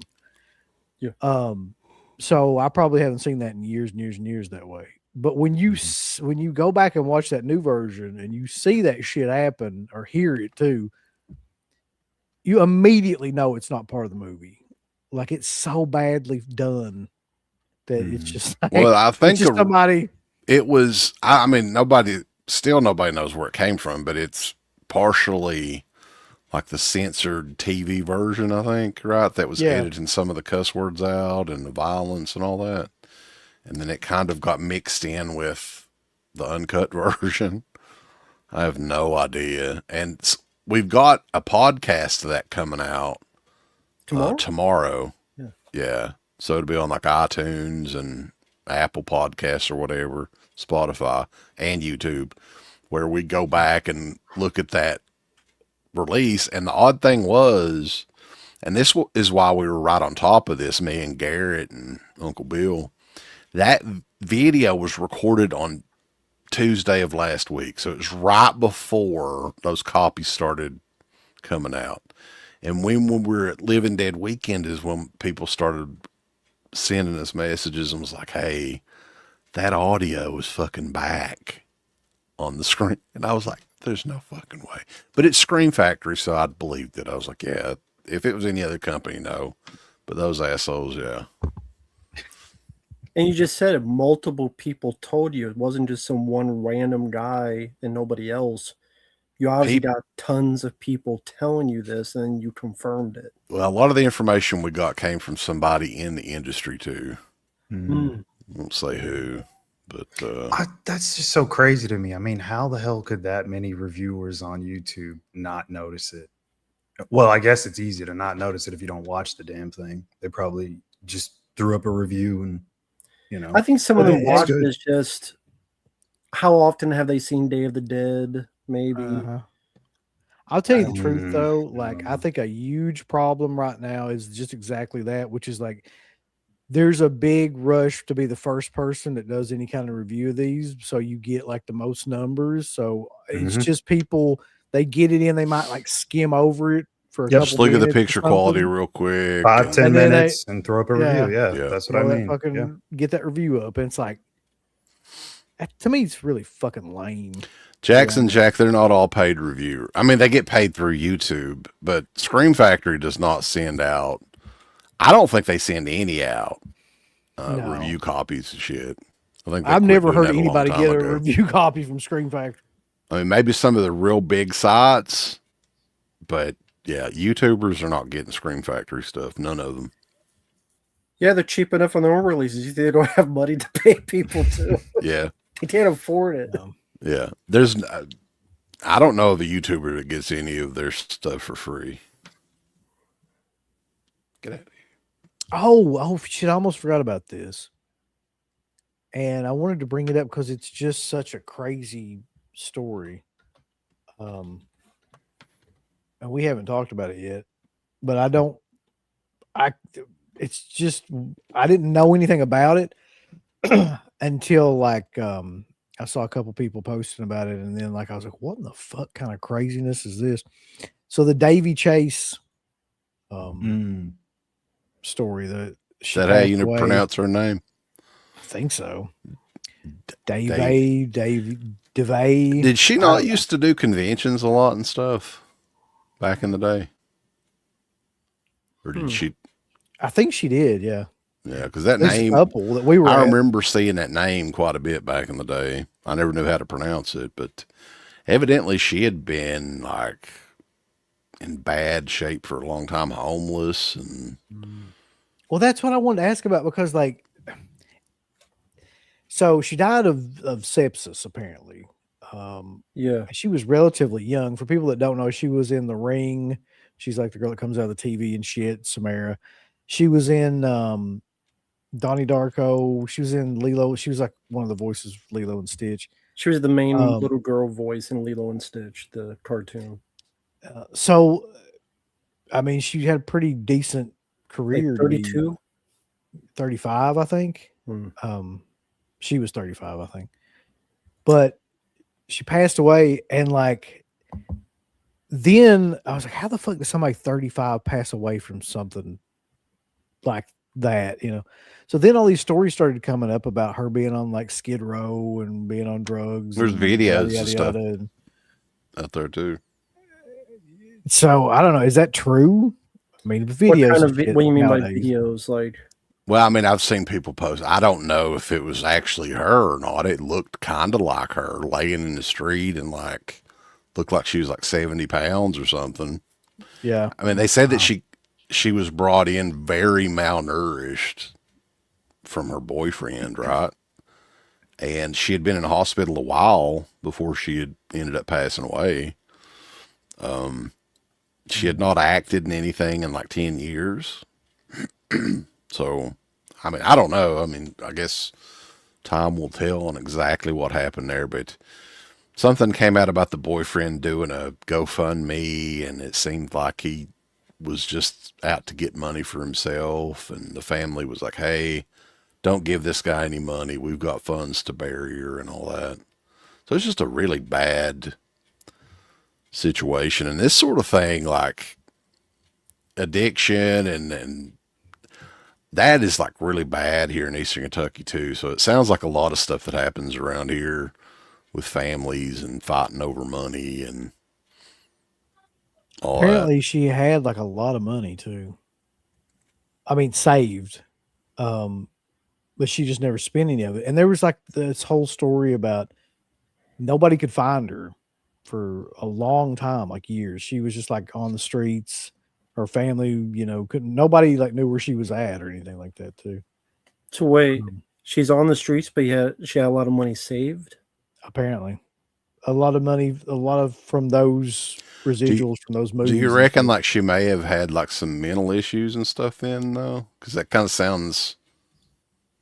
Well, I'm reading about some of this shit now. So here's what it says if you go by like Wikipedia shit. And some of this is confirmed. So like it says in November 2017, she was arrested on a felony charge after found riding with a passenger in a stolen vehicle. 8 months earlier, she had been detained and questioned after she dropped off an unresponsive man at a hospital who was then pronounced dead of a drug overdose. So that kind of lines up. In 2018, she was arrested again by LAPD on a misdemeanor charge of drug possession. Then she was charged with 2 other misdemeanor counts of drug possession. And that's, I guess, her legal history. Says she was homeless for a while around 2017, 2018. Yeah. So there's not a lot of information between like 2018 to 2026. What the hell she was doing. So that would have been like right after she stopped acting. So I think her Yeah. last roles was like 2015, 2016. So wow. Justin Smith saying crazy. Shawn Clark said she was difficult to work with. She priced herself too high and such. Yeah, she was doing conventions there for a while. I do remember that name popping up quite a bit, but that, like I said, that was back when we were doing conventions. Yeah, there's definitely some more to the story. Either some mental illness they don't know, they don't want to say maybe, or something. Yeah, I mean, it may have started with drugs, and then she took the wrong shit and kind of went crazy. That happens quite a bit too. Yeah, it's just that was so weird because it's just not anybody. Well, she wasn't on anybody's radar apparently for years and years and years. So, man, it's terrible. Oh, I gotta bring this up. I mean, we talked about this back when it first happened, but did you guys see that Rob Reiner's piece of shit son is trying to get access to the money so that he can fund his legal team? And Lord, I'm like, what the hell is? I don't know. They just need to fry that guy already. Just insane. that guy is, maybe one of the craziest motherfuckers ever. he did like I can't remember the name of the show, but it's some sort of interview thing with his dad whenever that movie came out that he helped him write or whatever. And you can clearly tell at that point that dude is not all there. Very off. Yeah. Yeah. Yeah. And evidently, like the dad, I mean, it was his son. He was trying to help him as best he could and everything, but that sucks how it all went down. Yeah, I don't know if they can give the rest of the money that Rob Reiner tucked away for him to the rest of the family or something. But I hope they don't let that asshole get access to that money. Apparently, it's millions that he has in a trust fund he's trying to get for his. I'm like, you murdered your parents, dude. Like, I don't know. I didn't want to talk about that guy anymore. It's just I wouldn't think that he would get that. But By a bullet. Never mind. I mean, that dude. Thing about it is, when I watched, because I saw that interview too, when all that first happened, people were posting it. Schizophrenia has like a look, and once you've seen it and you see somebody with it, like it looks the same almost universally. It's just that stare that comes along with it. And there's like a really kind of flat affect to it as well. And like they have no feeling, or they just have a mix. Well, feelings. Schizophrenia just kind of robs you of your facial expressions, your ability to speak, just different things like that too. But the weird thing about your emotions as well. See, the weird thing about schizophrenia though is that those people are no more violent. They're actually less violent than a normal person. But wasn't he? But they got a bad rap. He was a drug addict too, though, right? So if they were trying to get him off of drugs and he's schizophrenic, that probably wasn't a good combination. Mm-hmm. I mean, who knows? He could have just been an evil motherfucker. The issue is though, like when they are violent, when they are delusional and things like that, that's really usually bad. And 99% of the time it's delusions that they believe that something's going on with somebody and somebody's trying to do something to them or something. They're trying to defend themselves. I don't know what happened with that, but that guy's, it's one of the worst cases I've seen. I actually did watch this movie, the Over Your Dead Body with Jason Segel, and I've never heard of it. It looks a lot like Ready or Not. If you saw like you'd think that's what it was, but it's nothing like that movie really. Okay, it's not bad. It's actually not a bad movie. It's not like it didn't blow my skirt up or anything, but like I liked it quite a bit. Looked like from the trailer had a bit of like dark comedy in there as well. Yeah. It's about this husband and wife who hate each other, and they go to this cabin, and like he gets the idea that he wants to murder her, and then basically she has the same idea at the same time, and I don't know how else to explain it. And then like there's a whole subplot with like Timothy Olyphant and a bunch of criminals. I think Juliette Lewis is one of them that come into it as well. I don't know. It's a decent movie. Well, okay. I tell you one that I want to check out, baby. It's the documentary, The Daddy of Rock and Roll. Tell you something, Daddy. Let's watch it. You should watch Spinal Tap too. I watched the new scary movie. I don't ever want to watch Spinal Tap 2, man. I saw some of the trailer shit for that, and I'm like, dude, they look fucking just like ancient. Like, why would you want to fucking? I saw the film; it was pretty bad. I think like the best thing to do when stuff like that comes out is just never watch it and don't even think about it, and then it doesn't exist. I didn't, and I don't. I keep forgetting about it. I got requested, so I had to watch it. The review's up. It's pretty bad.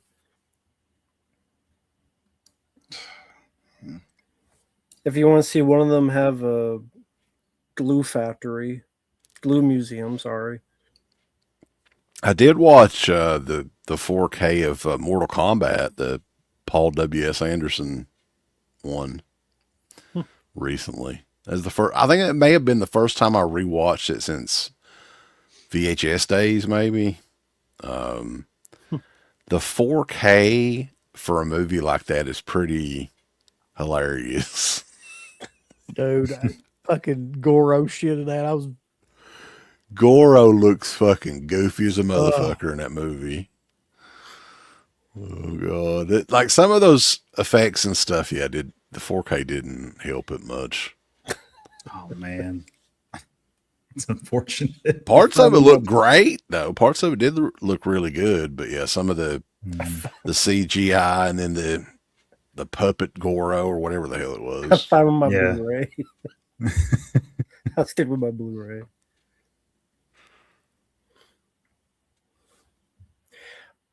Are any of you curious about the new Spielberg film that came No. out?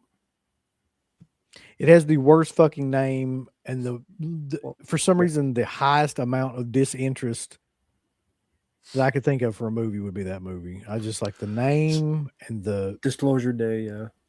just Spielberg the cast too. he had a good run, but man, like yeah, what's the last movie he made that was halfway worth of shit?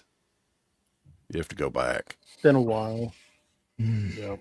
Yeah, I don't let's even think know. about I it. heard the Disclosure Day only happens at the end of the movie. Like the last 15 minutes should have been the first 15 minutes, and the rest of it was very boring. I think the Mortal Kombat 4K set comes out Tuesday, right? Or No, it's June 30th. next Friday, or well, in a week or so, couple Yeah. weeks. Or yeah, Tuesday after next. I'm debating whether or not I want to watch the set. I don't think I've ever seen the second one. Oh God, you gotta watch it. Oh God. Good luck with that. I'll say this about the Mortal Kombat movie, like it did take me back there to that time frame because at that point in time, if I'm not mistaken, there was only the first two movies out, and I was or the first two video games out, and I was fucking hardcore into those games, man, at the time. And that soundtrack was fucking, everybody was talking about that soundtrack. And even like the 4K, to me, it just reminds me of like a movie from watching a movie on VHS from that era or whatever. Cause it was almost like a big budget, low budget movie. If that makes any sense. It's like a mainstream low budget.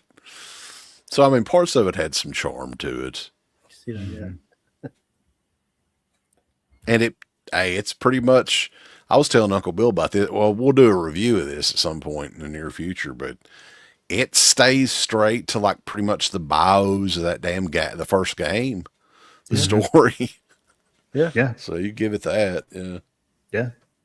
It's more than I can say for the new movie, which was god awful.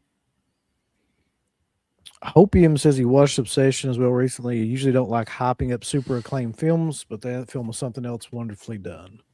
I've noticed there's a lot of backlash against that movie now because it has gotten really popular. And Yeah, people saying it's been done. What the fuck hasn't been done, like story wise?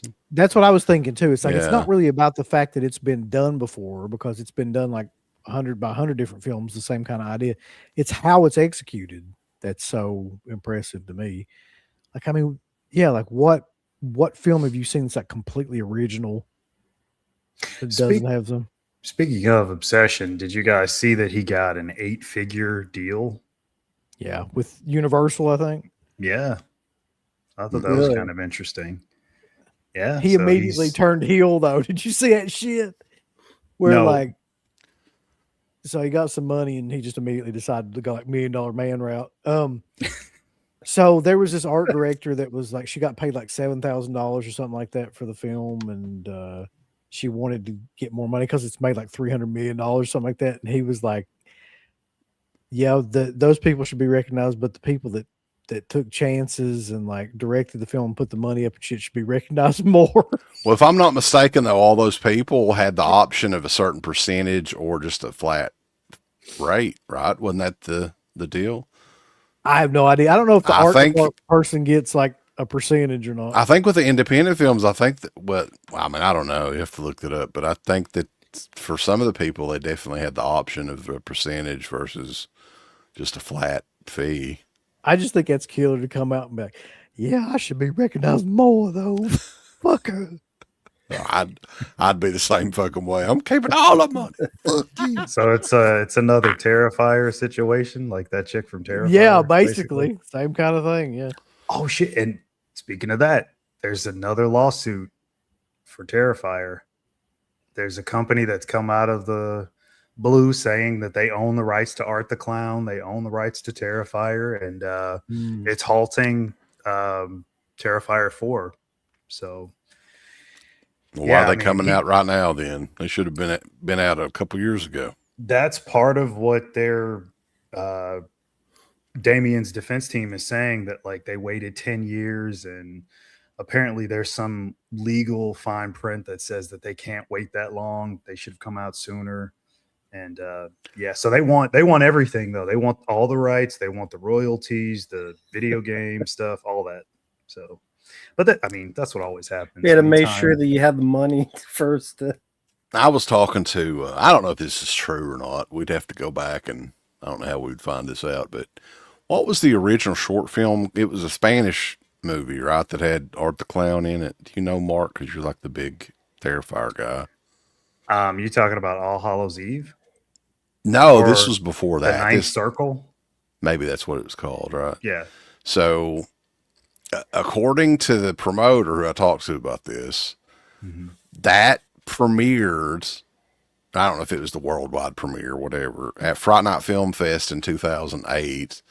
And Damien Leone and like the crew and everything was there, and like nobody knew who the fuck they were at all, which is pretty funny considering how big that series has gotten. And Fright Night Film Fest was like a hole in the wall show at this point still. Well, I mean, it was in 2008, so. Yeah, Obsession, 200 million in the US, 300 million worldwide. That's crazy. Yeah. For a film that cost less than $1 million, I mean, it's a hell of a profit. What's interesting about it too is it's word of mouth is really what, I mean, because did you guys ever see any ads or anything for it? Otherwise, it was people just saying, "Hey, this is a pretty killer movie. Go check it out." You know. I mean, I was familiar with his YouTube movie because it got a lot of hype when that came out. Well, at least as much hype as it could get for a YouTube movie. The budget was like $800, and most of that was spent on the camera that they used to film it. But yeah, I mean, look, good for him. Hell, like he's doing original stuff. Not anymore. He's doing Texas Chainsaw. Well, that's still not even slated right now. I mean, we'll see if that actually happens. But the new deal that he's talking about how it's going to be like the first one. Well, yeah, but the new deal he just did. The first one to him is the 2003 one. Yeah, I think that's the one he mentioned. Here's what I think we should come to agreement on. If he makes that movie into anything at all worth fuck, then we should give him like a pass. Like if anything comes out of that Texas Chainsaw movie and it's actually just halfway decent, then there's something to that guy, because so many people have made that film and remade that film. I think if he sucks. Here's what I think. If he finds a way to get out of that, there's something to that guy. That's the way I look at it. I don't think he's going to get out of it. Do This is something like the Rob else. Zombie thing, man. Like Because he's made, look at Rob Zombie's career, man. Like House of a Thousand Corpses, The Devil's Rejects, and then he gets suckered into doing the fucking Halloween movies. But that's where the money is. That's And it's why they over. want to do it. The dude just got paid what? How much did you say it was? It was an 8-figure deal. But I don't know how much of that money is like an allotted budget to make his third movie, because that's for the third movie. His second movie is already in post-production. It's a ghost movie, I think, with Aaron Paul and Bryce Dallas Howard. So that's coming out soon. Then his third movie is the movie he just got the money for from Universal. So Texas Chainsaw is way down the line. So we'll see. He'll make it. Yeah, probably. I mean, he's such a big fan of it. He said that was what. Of course, they're made him always a wanna big be fan. filmmaker. How about someone made it said this film sucks? He'll probably have fucking Leatherface using a damn sewing machine in it again or whatever. He loved that. Well, that was another thing I heard about. Not the Next Evil Dead, but the other one. It's a prequel. Evil Dead Wrath is a prequel to the first one. Yeah. Yeah, it's in the 70s. And then Evil Dead Mortis is going to be set in 1800s, I heard. Evil Dead Glathia. It's going to tell you about all the shit in the wild, wild west, how it started. You know, the Deadites and all that shit.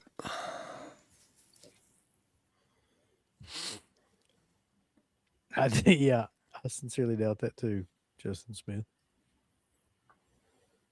Same goes for Evil Dead. I don't have much faith in those either. You gotta be hopeful, Mark.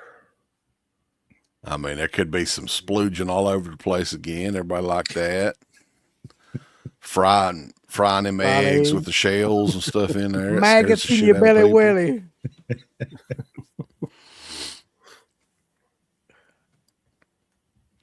I still can't get over how shitty that movie was. People still like think it's killer. Fucking guy in the 20s made a homemade record somehow. How'd that happen? I don't. He made a record player that would play like a something from like the 1800s. I don't know how he recorded a damn record of him journaling shit or whatever he was doing. Got in a damn recording studio and then they cut him a record.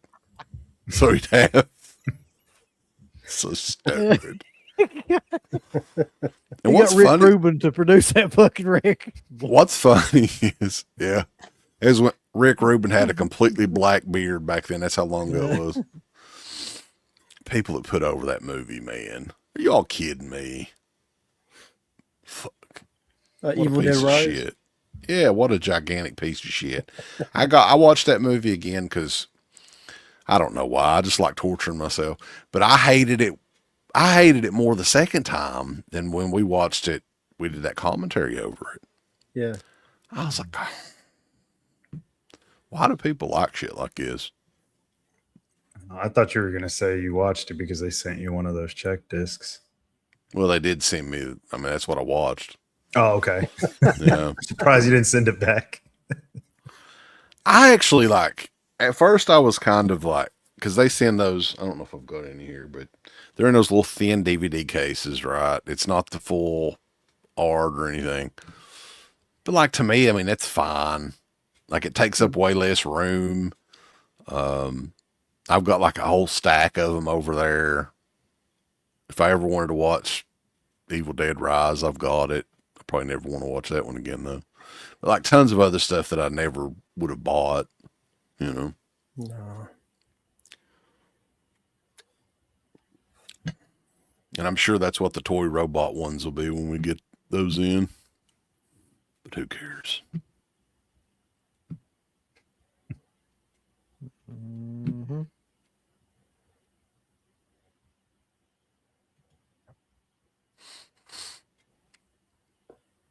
People seem to agree. It ain't better than shit, Zach. How you think about that? No. Evil Dead burns July 10th. It's probably the next big one. Evil Dead burns my ass. Evil Dead anal. God damn.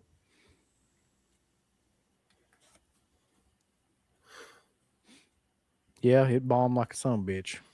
Well, Yeah, I'm that's not surprised. It's not. He-Man's not really a thing people care about nowadays, to be honest. I saw a bunch of those. They got a new line of figures out. It's kind of like a throwback to the original figures. And I saw them and I was like, boys, 6 months, those are going to be all over all these bargain outlet. Yeah. $3.99 or whatever. They won't be able to even sell them at that. Yeah. No.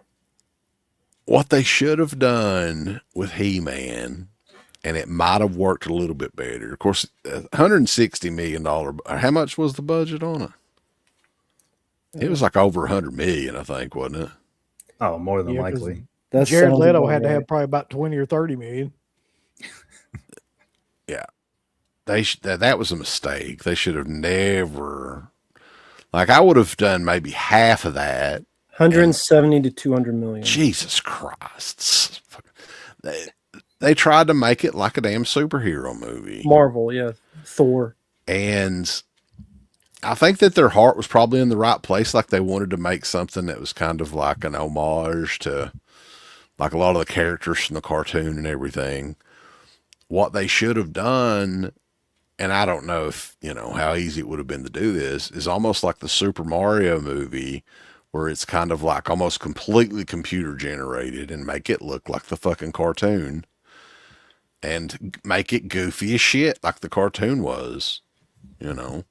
I think that would have been a safer bet, making it like crazy retro or whatever. Kevin Smith did that. He did a There cartoon you go. a couple years ago. He produced a You remember that shit? He-Man Like, cartoon. I never did Oh. watch that. No. Kevin Smith already did that and ruined it. Yeah. he made He's it like like- an ultra. His idea female- was kill He-Man the second episode. Yeah. Like I don't think He-Man is popular only for the people that grew up with it. Yeah. And they're all 45, 50 years old at this point. Yeah. And they don't go to the movie theater. We got bad hips and shit. We can't go. Plus, it's probably going to be a 3-hour movie or something like that. And I for sure as fuck ain't going and sitting in a movie theater that long. Have you ever done that? What? 3-hour movie at the theater? It's got to be at least one. Grindhouse, we went and saw it. It was like 4 hours. Yeah, I've seen longer movies in the theater before, but around here, man, Didn't you those see seats suck dick. What? Ali at the theater? That movie's like about All- 3 hours long. Ali was Maybe one it of the feels like it. maybe the worst movie that I can remember seeing in the theater. Like where I was just like goddamn tortured the entire time. What a piece of shit. I never want to watch that movie again. 2 hours and 13 minutes. Ali is 2 hours and 13 minutes. He-Man. How long? Oh. I think Ali's almost 3 hours. I think so too. How long is Oppenheimer? Because I felt like I was in there for fucking ever when I watched that too. There had been at least 3 hours. Yeah, it was 3 hours. Yeah. Fucking sucked too. God damn it! What? It's a shitty movie. Guy makes a bomb for 3 hours and made a boring. Was that who made that? Is that Christopher Nolan? Is he doing Christopher it? Yeah. Nolan, the dumbass? He can't fucking make a movie that's under 2 hours. Can't do it. Apparently. And he's making that Odyssey movie, and that looks like shit. It'd be That'll 4 at least hours. 3 hours. Matt Damon. Isn't it fucking weird though how much Kevin Smith sucks now as compared to how he was before? I mean, that's a lot of people. Ridley Scott, like a lot of people just grow lesser talent, Yeah, I think That blows my mind though. like everybody. you go on a run for a while. You have a good run of movies, or musicians have like a good run of records. And then, like, creatively, you just like, I don't know if they get enough money to where they just don't give a fuck. That must be what it is. Movie Eddie, who did the shit for one Best Picture? Shakespeare in Love won Best Picture over Saving Private Ryan. Shakespeare in Love sucks dick. Oscar sucked dick. Movie What won the Best fuck? Picture. I'm like, what is? I saw what he's talking about now. I'm like, God damn. Shakespeare in Love won over Saving Private Ryan. Usually, movies that won Best Picture are the shitty movies. You didn't like Shakespeare in Love? Yeah, like Chariots of Fire won over Raiders of the Lost Ark. Who the fuck gives about Chariots of Fire? People running slow mo to that You know what? song. That's all Being people remember. interesting is go back and look at like all the best pictures over the last 20, 25 years and see like if there are any that you actually like. Yeah, who gives a shit about Chariots of Fire? All people remember is do, do, do, do, do, do. That's all people remember. Over Indiana Jones, kiss my ass. My God. Bullshit. I'll never go and see one of them goddamn movies in the theater. I'd rather torture my ball No, sack. I kind of even liked those movies, but I never did watch any of them in the theater. You better pack a lunch if you do. If they ever come back As around. a matter of fact, when I watched them on DVD when they came out, I split it up into like 2 nights. That's a lot of walking. Not Christopher walking, just a lot of walking around.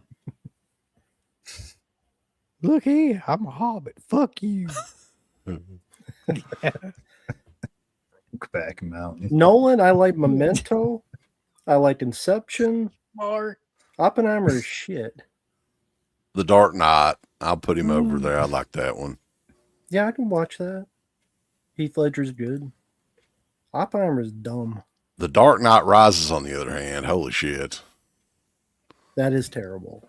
Batman. That's fucking no. I couldn't believe it because like I love the original, the Dark Knight, but yeah, no. Hello, Batman. Welcome to die. It's like Sean Connery being Darth Vader. Batman. You're my permission to die. That's what it sounded like. You couldn't understand the fucking thing he was saying. Come on, Batman. What do you do here? Batman, welcome to die. Batman, but I was born in it. Uncle Bill's got it perfect. That's what I remember.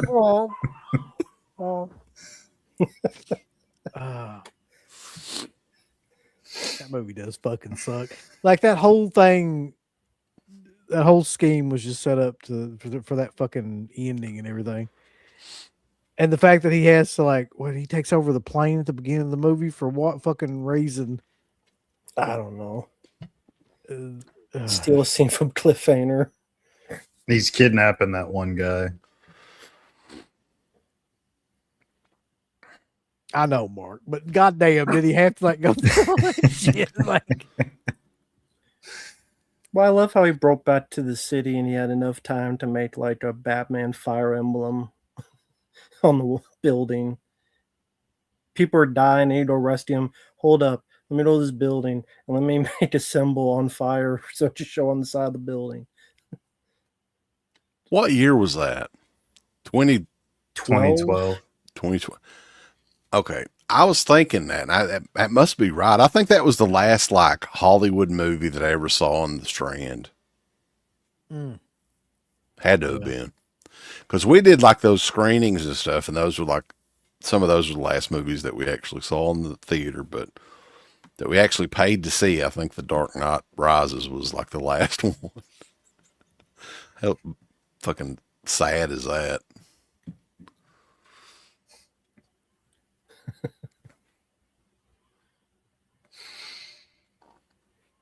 Oh, Balsaki. Please don't look forward to this. I'm begging you not to. Oh. yeah, you probably shouldn't look too forward to that, and don't fucking jinx poor Mel Brooks. Yeah. Everybody's talking about Betty White's 100th birthday. Yeah, that's Didn't what I was work. laughing at. Didn't work out well for her.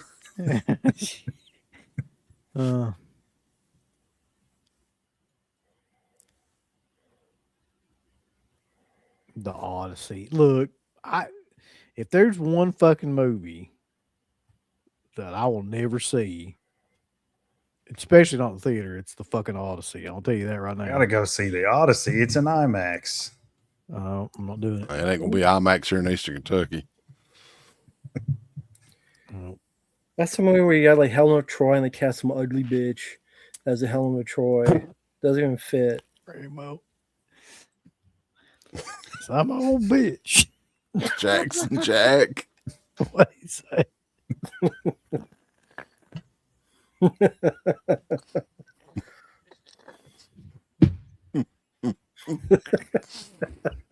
He did fucking die. I didn't even know he was alive. Look, man, that ain't funny. Gene Shalit's a legend.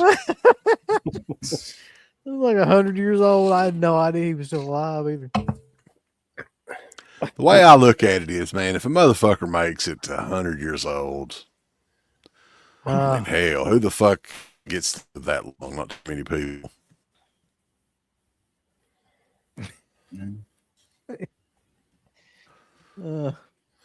David Copperfield's hairy ass knuckles.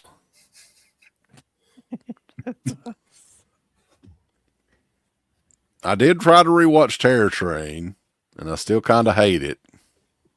Well, fuck you. I'll take that over Prom Night any day. No, Prom Night's going to be all right in 4K. No, it's not. It's bored as shit. Terror Train's fun. Prom Night is boring as shit. And Terror Train's not fucking boring. That Gene Terror Shalit. Train's actually Before got he died. murders all the way through it. Yeah, Gene not a Shalit bunch of before he fucking died. disco dancing. You all like I can't say it at the end. That's what you all like. They had a fascination. It just occurred to me what he was talking about. Yeah. Y'all have. Go ahead Yeah, and there's say a- it. I didn't want you to. Yeah. You should be able to speak freely on here. Oh, no, I'm not going. Them gummies are kicking in, but not that much. Oh God.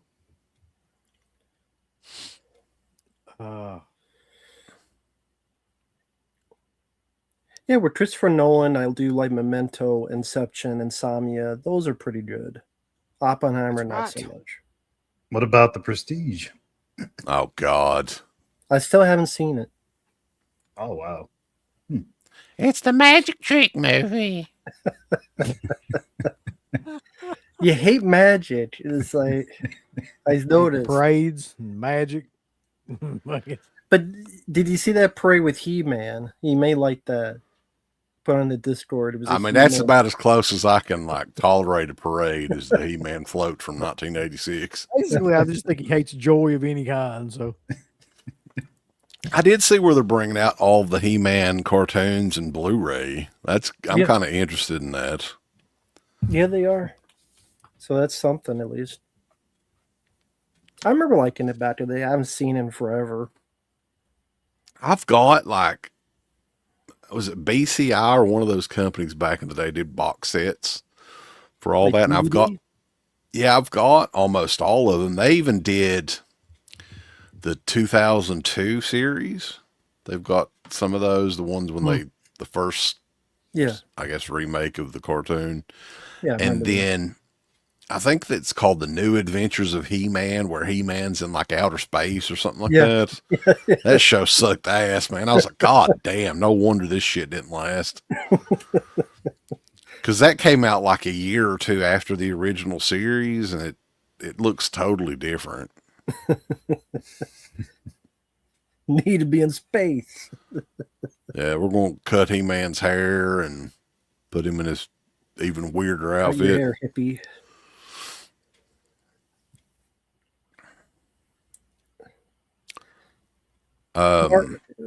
Mark, were you a He-Man fan?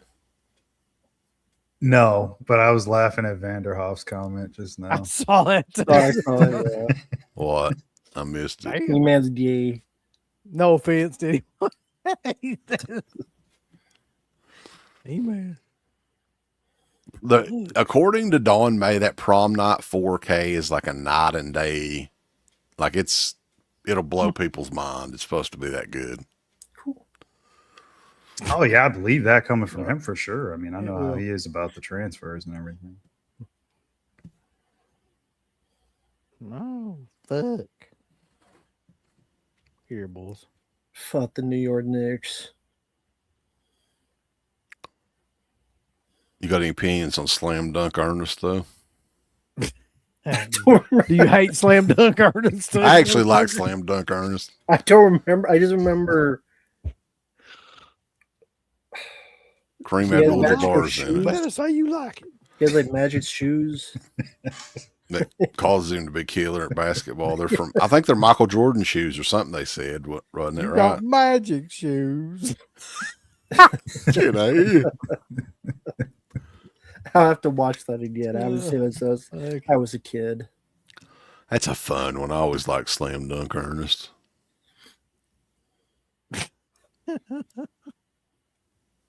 All right. Are you getting anything in the severance sale? I want to encourage Uncle Bill to buy everything because I'm going to wait until they send us the free shit. I'm going to encourage you to take a deep dive into my ass. I might actually get the Maniac and or the Black Cat, depending on. I thought about the Manitow or whatever, but I don't know how much I'd really that movie's fucking. I mean, it is bizarre. Holy shit, what a weird movie. But I don't think I'd watch it maybe one time and then never again. Oh, speaking of bizarre, I did see one for the first time that you've mentioned in the past. Conquest. Oh, God damn. That is a weird ass movie. It looks like it's made in Vaseline vision, but it's You like how it's filmed underneath like a Red Sea or something? Yeah. I don't know what And the wrong word with is them. that they can't the way that they filmed it, they can't really clean it Well, or that's- anything. That's why I said Yeah. because everybody was talking about the remaster version that who put that out recently, and they said like it's supposed Cauldron. to look, yeah, Cauldron said it's supposed to look killer. I was like, you can't Fulci film that with a fucking like pink thing in front of the camera. There's no way to like remaster that. It's A just pink part bag. Soft focus lens. of a Dollar General fucking bag or something in front of the camera.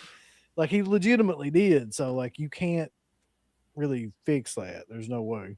Yeah, so it's an ugly looking movie, but it's a pretty crazy film. Other than that, Yeah, Fulci had some weird shit for sure.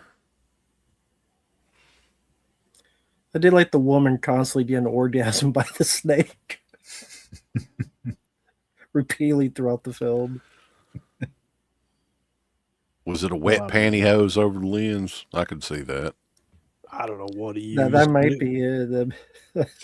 That's why it's so soft focus. Hey, with the wet pantyhose. You got like a fucking spray bottle. Let's get it wet. Get it really wet.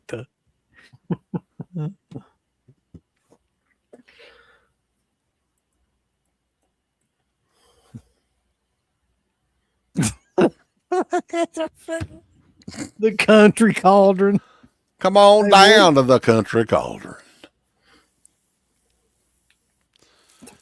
Get you a cauldron sandwich.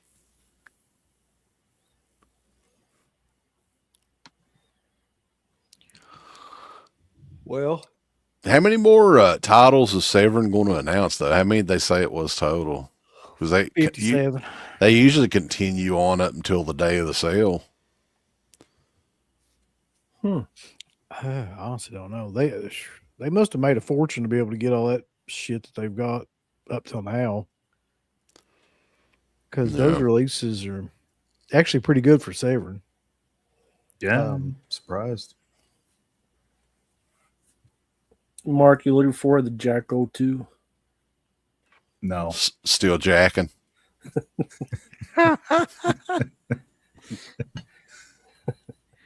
Jack 02, The Road Home. So is that July 1st? When's that sale? No, the Oh, Avengers. It's a week from 25th. yeah, this coming Thursday coming up. Oh, okay. Are you don't attempt to do a Vendor syndrome thing, or just forget about it this time? When is the Vinegar Syndrome? It was July It's- 1st, Yeah. Mm-hmm. What day is that on? Wednesday. Well, I guess Thursday night, Wednesday morning. Right, yeah. So, but first is Wednesday.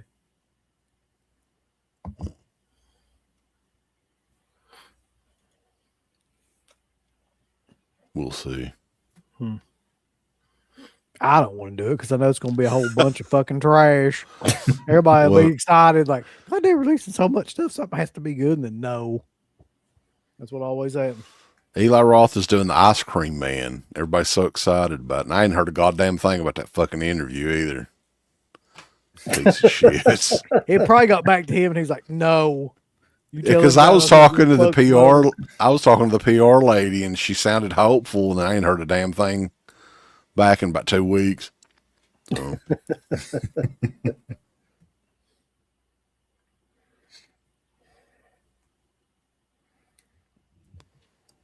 He thinks we're going to get on there and ambush him or something. It would be funny.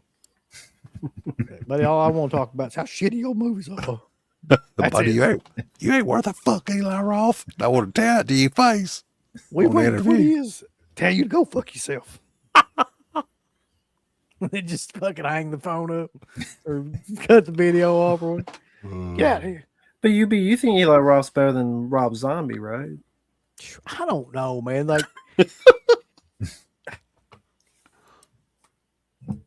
I mean, they both have one film that I really, really like. Well, I think Rob Zombie actually has more films that I really like than Eli Roth because he's got two that are enjoyable to me.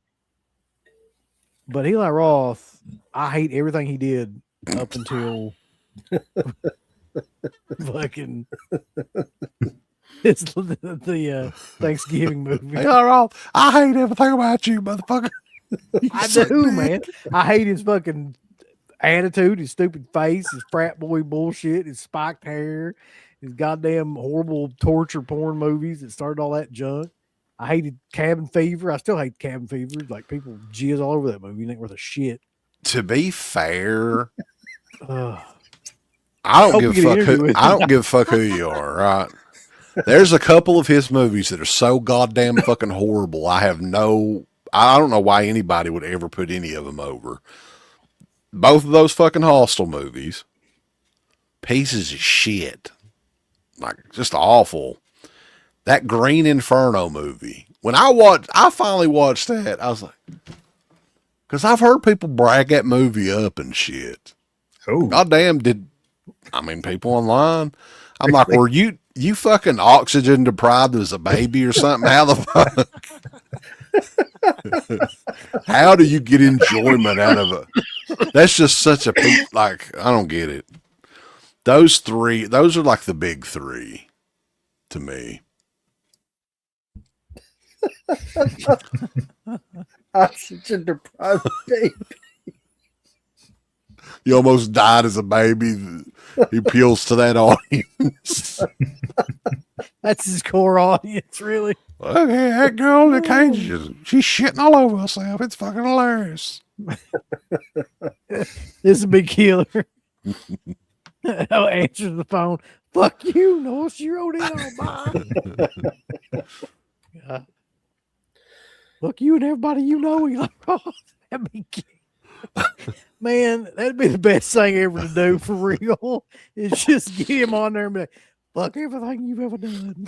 Just, What'd be killer is just do that at the very end, right when we're done with the interview. It's been a great interview. Eli Roth, we appreciate you taking the time out. But fuck you and everybody you know.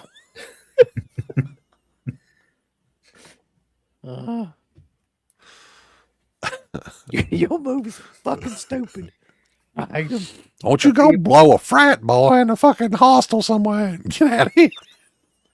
That'd be a pretty epic way to end your interview career. Just Yeah. go all out, make a big old. And what's funny wanna- is that's probably what he thinks we would do. I almost guarantee it. So that's yeah. why We would never do that, though. Yeah, you guys are professionals. I mean, Yeah. we could get on there and be like, I want to thank you for doing this interview and also, fuck you. Bye. piece of shit. God damn.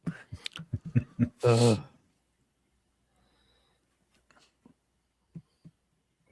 lot of people like Eli Roth, though.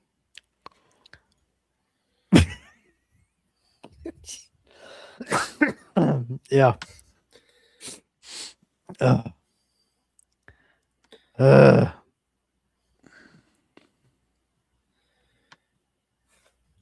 I hope to God you don't honestly believe this. He's just trying to get a fucking response. Nobody could believe that. That's probably true.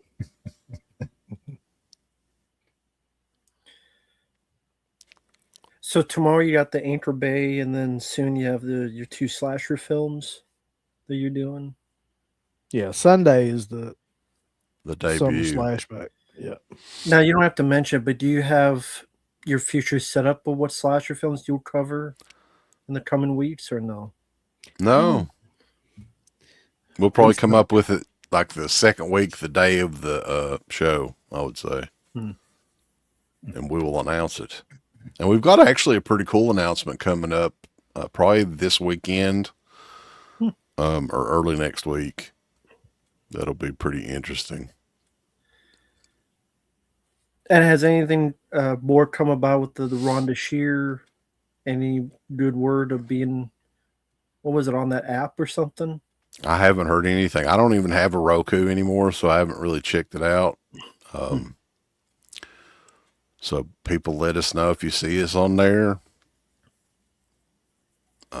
But I don't know anything. I know that people, whenever they found out that Rhonda Shear was a Trump fanatic, they've been turning on her. Yeah, I've A seen what? some of that Online. online. Yeah, I've seen that. She was like a part of this. What was the group called, Uncle Buddy? You know, it's like Women for Trump back in like 2016. It was milk mommies for Trump. Yeah. And I don't know. people just started turning on her, and like now they're looking. I don't know. People just look for other things to. Look, here's the thing, though, man. Like, Okay. I don't think you should just turn on somebody automatically just because of whatever political shit they believe in. Like, that's kind of fucking stupid. Yeah, it's not like. I mean, people can believe what the hell they want to believe, even if it's fucking a shitty opinion or whatever. But like when we interviewed her, I didn't get the impression that she was like, oh, pro-Trump or anti-Trump or anything, right? People can have their own opinions about shit, but I mean, she wasn't really making it public anymore, so maybe she's not a pro-Trumper anymore. Who knows?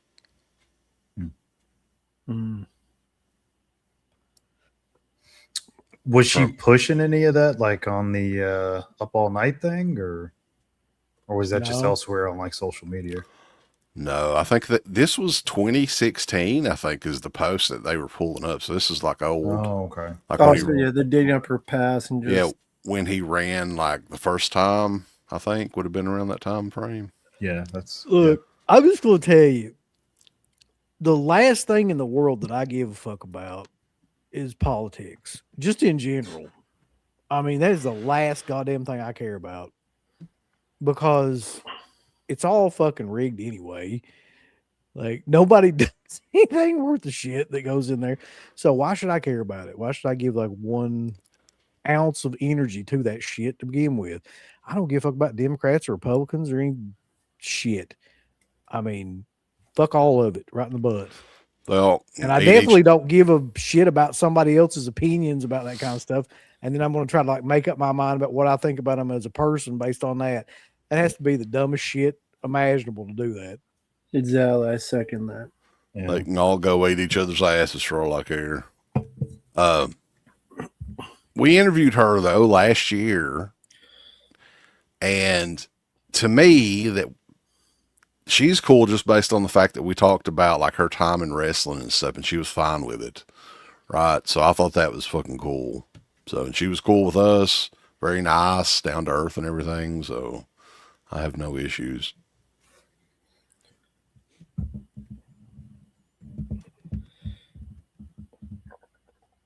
Yeah, that happens all the time. They always try to find something 10 years ago and they have a bug up their ass about something. So they want attention and put someone else down. Mhm. Fuck them. Nice.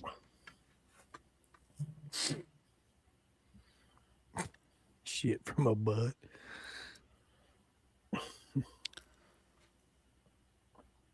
Yeah, I mean, I think the worst thing you can do if you do a show like we do, or a show like she does, is just fucking preach politics. Who wants to fucking hear that shit?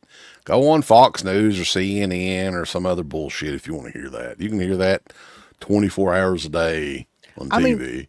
don't you think, honestly, though, that like the worst thing to happen, one of the worst things to happen to this whole fucking country has been shit like that, shows like that, and just like trying to pit the two different parties against each other all the time. And then you got these idiots running around like talking about liberals and all that shit constantly, you know, blue hairs and blah fucking blah blah blah. And that's like all they do. That's their whole identity is to fucking go off on people like that.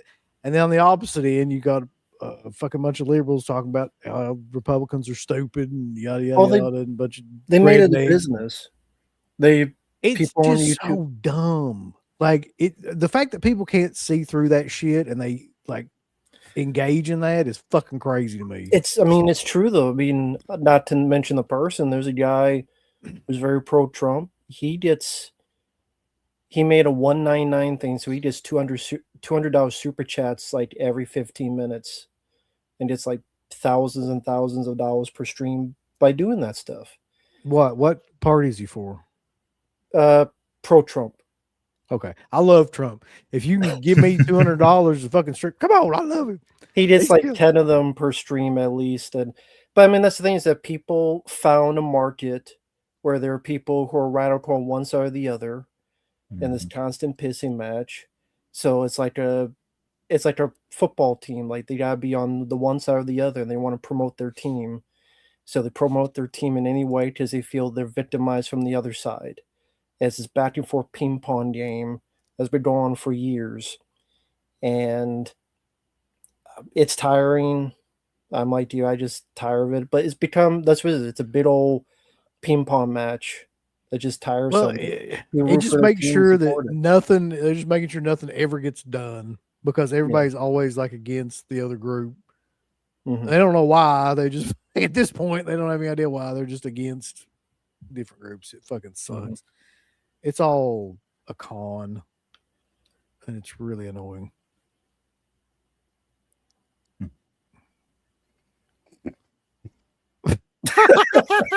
I read Do it. you?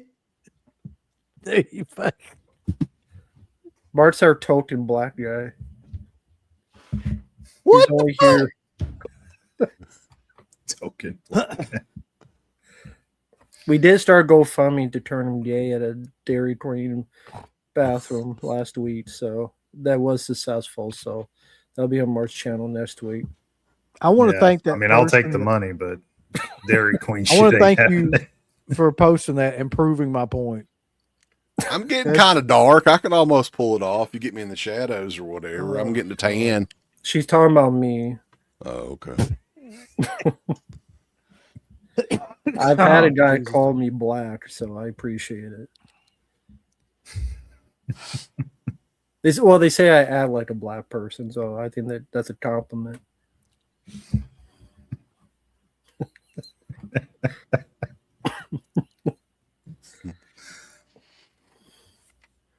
Teeth.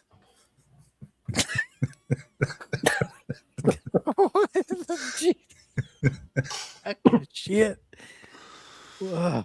We got to show some respect to Juneteenth, Bulls. It just started like 4 or 5 years ago. Exactly, Jack and Jack. I am.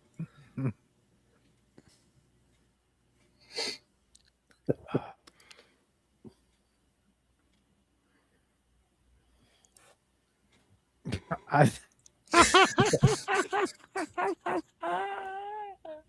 I can't put that up there, but it's killer as fuck. Yeah, you could put that up. Why not? Yeah, okay. This- uh,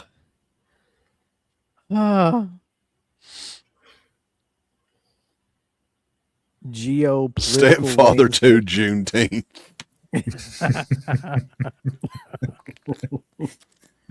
I mean, if you're talking politics in this fucking chat, that's like one of the biggest wastes of time I could possibly imagine. Like, what do you think we know about politics or give a fuck about politics? Like, Yeah, we're talking about more important shit like Screen Factory totally fucking up one of their releases. That's what we like talking That about. is more important to me. I care more about that. Fucking cats galloping through the damn house like a horse. I don't know what it is, but like the last 3 or 4 times that I've done shows, she always runs in here and like jumps up, and I don't know what the hell's gotten into that damn cat. She wants to be seen on these streams, evidently. Vanderhoff, you are correct, sir. Uncle Bill, did your dogs ever recover from me scaring the shit out of them the other day? yeah, they seem like they've finally gotten over the PTSD. That was so killer. How did that happen? I wish I could have recorded that. So, this is actually kind of a funny story. So, like, when we left to head towards Pittsburgh and everything, or Monroeville, I guess, I left like one of my bags, my suitcase, like at the house because we were like throwing a bunch of shit in there, and I just fucking forgot it. So he was coming up past my house anyway. So I asked them if they would stop and like get it. And to do that, you had to go in. And the And I old was dogs like, were, are the dogs in there? Did you get them boarded or were they at? And I was worried about them running out because they're little Pomeranian dogs, little yapping dogs. And basically, like, he just, because I didn't know what they would do. I thought one of a couple things is going to happen here. They're either going to like try to attack him, or they're going to run away and hide, or like, I don't know, like, because they've never really been exposed to somebody like a stranger just coming in there like that. But you can tell the rest of the story of what they actually did. Well, I heard them yapping before I even stepped in, right? I don't know if they thought it was Uncle Bill coming back or what. When they fucking see me, like it was almost like one of them, I'm not shitting you, one of them little fucking blonde dogs did like a backflip. It was scary. They were fucking growling and hollering and everything, and they went in 3 different directions. And I couldn't see them anymore. They were hid, but I could hear them barking. It was like the funniest fucking thing. That one was like so scared it did like a damn flip. I thought you were gonna say they all rushed you to bite or something. No, The exact opposite. I'm pretty sure like you could take out about 50 Pomeranians. Like, you'd have to have like about 50 to 100 Pomeranians doing damage. Like, that was fucking great though. I would have filmed it had I known. I figured they would have just tried to run out, but they were scared shitless. Yeah.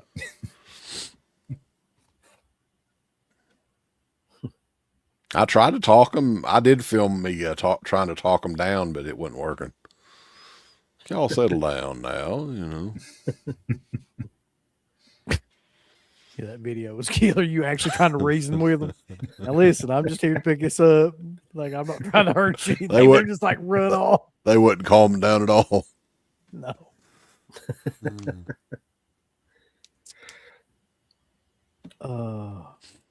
Well, we're 2 hours and 30 minutes into this freaking thing. We still got over 200 people in here, but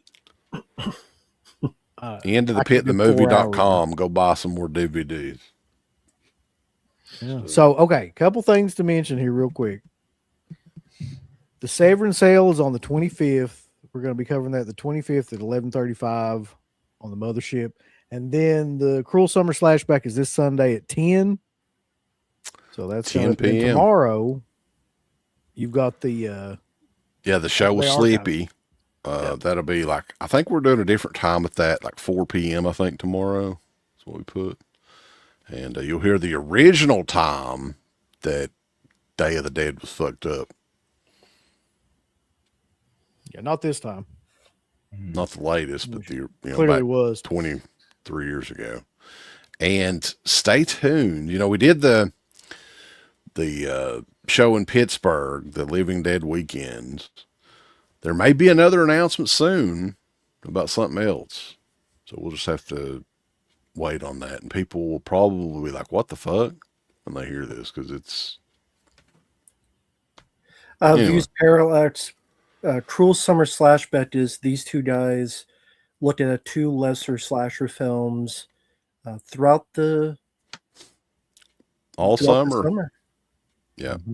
We've done it you can go back, catch up with them. We've done, for the last 2 years, it would have been a total of like 40 slasher movies that's already up there. So this year, it's going to be more difficult after a while, but we've still got a database of about 100 plus slasher movies that we haven't reviewed. So, Rambo, what do you got going on? What's coming up next? Long story short, just check out my channel for those who want to. I upload reviews of Spinal Tap 2, Steer Movie 6. Got requested and watched the new Animal Farm with Seth Rogen farting. A lot more other stuff to come thanks to people out there. Random stuff, random reviews for those who are interested. But yeah, those are ones that are uploaded right now. So how about you, Mark? Yeah, next thing will be the Burbs review, the new 4K. And then I'll probably end up doing, there's other videos of this up already, but I'll add my own 2 cents of the fuck up on this Lionsgate Scream 4 4K. What'd they fuck up on that? I hadn't heard. Oh, they screwed up the Dolby Vision, and it causes the movie to dim and lighten itself back and forth depending on which scene you're watching. That's no good. Yeah, Oh, I mean, there's a one- workaround for it. And to one get more around thing, that. Mark and I Sunday commentary for 1408. Another That was a success. Motherfucker, Pay- like one of pay my request. favorite. Both you all can kiss my ass. I just want you to know that. Hey, I Also- kept telling you, you're like, nah, I'm working with Matt. Did you did you play the other No, Mark video? I was getting ready to. That Oh, was the go last ahead thing I was then. gonna do. Yeah, this is good. Uh-oh. So, yeah, I in honor of I'm curious Juneteenth, about though, this. because everybody. There you go. Hey, it's the Stuntman. I'm here in my home IT suite helping Meta get back online.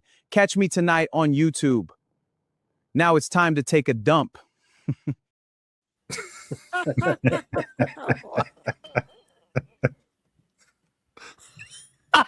Yeah, That voice, the yeah. just all of it, the background. That No was cigarette great. this time. So, y'all, I hope you enjoyed that. And yeah, check us out over at deadpit.com. Check all this shit out that we're doing. Check out all these wonderful people with Rambo and Mark and help support them and their channels. And remember, everybody dies, but Friday night lives, bitch.